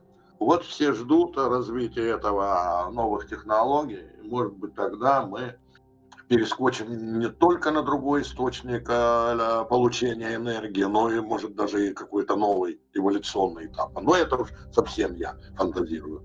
Сталкивалась ли ты с какой-то дискриминацией из-за того, что ты ликвидатор? Нет, Известно ли, какую дозу радиации ты получил? нет. Нет, неизвестно. Хорошо, в 87 или 88 году, не помню точно, приезжали московские врачи, которые предположительно, опять же, на уровне экспериментов, ну, не на уровне, у них была своя методика расчета уровня облучения человека по анализам крови. Должны были брать очень сложные анализы. А, У меня был старший товарищ, который больше меня с первых дней работал, и больше я на дозу радиоактивного загрязнения получил, облучения точнее. Он отказался. Я говорю, что ты не хочешь? Он говорит, вот не знаю, иди знай, и слава богу. Узнаешь, и потом будешь думать, заболела у тебя пятка, о, это из-за этого. Заболела, о, это из-за этого. Не хочу. Меньше знаешь, лучше спишь. Вот примерно так. Я тоже отказался участвовать в этих. А что было самым страшным в процессе ликвидации? Самым страшным. Не знаю, временами, наверное, наступало какое-то, отчаяние. Нет, не отчаяние, неправильное слово. Но вот так вот какой-то, знаешь, вот как бывает, проснешься или наоборот засыпаешь. Вот тревога какая-то, ничего не хочется делать. Не знаешь, а что будет завтра? А что будет послезавтра? Ради чего это все? Такое, минутные слабости. Вот это вот было. Потом утром проснешься, ой, господи, ну уж какие ерунду там мысли. Не зря есть такая пословица. Утро вечера мудренее. Проснулся, солнышко увидел, заулыбался, жизнь продолжается. А так вот, чтобы сказать страшно, просто некоторые моменты, которые жалко было людей, тех же биороботов, которые лезли. И потом, когда построили уже арку, не арку, извиняюсь, первый саркофаг, мы приехали на работу, это был конец октября или начало ноября, не помню уже, когда считается, кажется, середина ноября. Короче, мы увидели, что на вентиляционной трубе на самой верхушке развивается красный флаг. Это было типа символ, когда саркофаг построили в качестве символа победы Советского Союза над разрушенным блоком, туда поднялись солдаты и установили этот флаг. И мы вот тогда думали, зачем, кому дураку это в голову пришло посылать туда людей. Там страшные уровни были. Ради чего это все сделано? Для пафоса, для красивой картинки, смотрите, красный флаг. Жалко было этих людей. А что наоборот было таким, наоборот, может, вызвало какое-то приятное чувство, что ты был частью чего-то или что достиг чего-то? Видишь, очень много лет прошло уже, многое затмевается. Я думаю, что в первую очередь было первое, что я принял решение, не послушался милицию, поехал, это был 5 или 6 марта, как мы вчера говорили, Майя. поехал на работу. Мая, да, я извиняюсь. Да, я совершил какой-то поступок для себя. Уж тем более в каком-то там подвиге, чтобы не дай бог. Но все равно я имел право полное не ехать никуда. Мне об этом милиция сказала. Я поехал. Второе, когда я вернулся в августе месяце, такие, это знаковые такие события. Наверное, когда мы в октябре, 26 или 28 октября 26 года пустили блок работы. Наверное, тоже была гордость, что ты участвовал. Но если принято решение о том, что блоки будут работать, и ты в этом участвуешь, и ты видишь результат своей деятельности, да, наверное, это все вызывало приятные эмоции, и, скажем, пускай назовем это гордостью. Это не гордыня, гордость собой, что ты тоже здесь, что вместе со всеми. Что-то такое. Есть мнение, что ЧАЭС был последним гвоздем в крышку гроба СССР. Что ты думаешь о значении этой катастрофы в контексте распада Советского Союза? Это не был последним, конечно, гвоздем, но это очень сильно пошатнуло. Да. Почему? Потому что количество денег, миллионов, миллиардов, точнее, советских рублей было на это потрачено, плюс огромное количество людей прошло. Официальные данные говорят о том, что через Чернобыль прошло 600 тысяч людей. А как-то изменилось твое отношение к СССР в связи с аварией, после аварии? Да, изменилось. Это было не только с Чернобылем связано, это постепенно, чем больше мы получали информации о том, как другие люди живут, чем ценности, чем больше ты обретал внутренней свободы, что жить надо не ради Родины, жить надо в первую очередь ради себя, ради окружающих. Это не эгоизм, это совсем другое. Это свобода индивидуума. Понимаешь, я индивидуум. Не я живу ради государства. Государство должно жить ради меня, и я вместе с ним. Это не эгоизм, это совсем другое, это степень свободы. Чем больше это все обреталось, внутреннее состояние, ты менялся, тем больше ты понимал влияние этой системы на трагизм ситуации и на саму аварию. Хотя с первых же минут получения информации о Чернобыле мы понимали, насколько наша власть лжива. Когда я был во временной эвакуации в Новом Свете, когда уехал с Полесска, с отдела кадров, получил окрепление, приехала лектор говорить о последствиях Чернобыльской атомной аварии. И мне говорят, сходи, ты ж там был, сходи, послушай. Говорю, хорошо, схожу, послушаю лектора. И вот лектор, настолько нагло, явно врал, я привожу конкретную его фразу. Она может быть, слова немножко видоизменены, но смысл это 100%. Что влияние радиации в Чернобыле, ее уровни явно преувеличено, это слухи, которые распространяются, не дезертирами, а паникерами. Я вас могу уверить, что при прохождении ежегодной медкомиссии вы при прохождении рентгена получаете дозовую нагрузку больше, чем люди в Припяти. И тут я не выдержал, как выдал ему, сволочь такая. Без матов, но развернулся, выговорил, развернулся, ушел. Потом меня там вызывали, что ты? Я говорю, такой меня послали, что ж такое чушь, это же издевательство. Вот так вот было. То есть это был огромный зал, где проводилась лекция, и ты посреди него встал и сказал, что лектор врет? Да, тогда мы немножко чувствовали себя выделенными, особенными. Те люди, которые чернобыльцы, понимаешь? Хотя я там и не был в момент аварии, но я был сопричастен все равно. И мы тогда очень особенно чувствовали эту несправедливость. Допускаешь ли ты мысль, что авария была спланирована и спровоцирована намеренно? Нет, абсолютно. Исключаю полностью. И последнее, изменила ли война как-то работу на ЧАЭС? Конечно, изменила. Если мы не будем сейчас касаться психологии человека, это отдельная тема. Что такое война, что такое отношение к России, к жизни, к миру, ко вчерашнему дню, к сегодняшнему дню. Если до войны, до 24 февраля 22 года, каждый день, 5 дней в неделю, электричкой уходили с Славутича и везли людей на промплощадку Чернобыльской атомной электростанции. И люди занимались выполнением своих непосредственных обязанностей. И находились рядом. Я инженер, вот мое оборудование, мне нужно сходить на блок, посмотреть состояние, проследить, как люди выполнили задачи, которые были поставлены. Переоделся, вышел, пошел, оценил, сделал выводы, что там внес коррективы, не внес коррективы и так далее. То после войны мы уже обсуждали тот вопрос, когда люди почти 2 месяца безвылазно были под дулами автоматов, там находились на работе. Все это прошло. Сейчас количество людей, которые ездят на площадку, минимальное. Я не могу даже сейчас назвать цифру, но курсирует всего 2 автобуса, и то не каждый день. Люди живут непосредственно на самой станции, вынуждены жить. Некоторые помещения, которые были освобождены, перестали выполнять свои функции, предусмотренные проектом при эксплуатации блоков, были переделаны в общежитие. Что такое переделано в общежитие?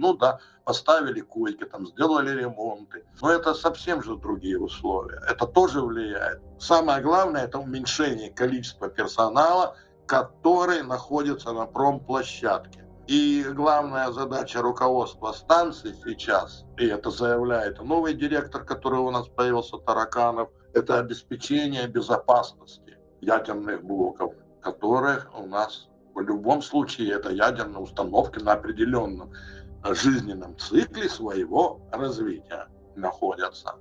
И потому многие задачи, которые должны были бы выполняться по снятию с эксплуатации Чернобыльской атомной электростанции, не выполняются из-за того, что нет персонала. А это, в свою очередь, приведет к увеличению сроков снятия с эксплуатации, как мы говорили выше. Ты задавала вопрос, сколько лет еще это может продлиться. Это влияет тоже на сроки выполнения поставленных задач. Главное сейчас обеспечить безопасность. Вот это люди, которые ездят на площадку, ну, занимаются, конечно, еще и дополнительно чем-то, но главное это безопасность. А из-за этого сроки снятия с эксплуатации Чернобыльской атомной электростанции будут отодвинуты. А ты ездил туда после деоккупации? Один раз. Запомнилось что-то? Запомнилось примерно так же, как последнее мое посещение Припяти. И я понял, что я больше на станцию, не непосредственно на площадке, не вернусь. Это не было, нет, я немножко преувеличил. В Припять я ехал и знал, что это последнее, потому что я принимаю только решение. А тут, если будет зависеть от меня, только от меня, я на станцию больше не приеду. Это было вот своеобразное такое прощание. Ну и плюс окопы кругом, разрушенные дома, пока мы ехали вокруг станции, там город Иванковы. Ой, это все, конечно, накладывало свой дополнительный отпечаток. Неблагоприятная радиационная обстановка.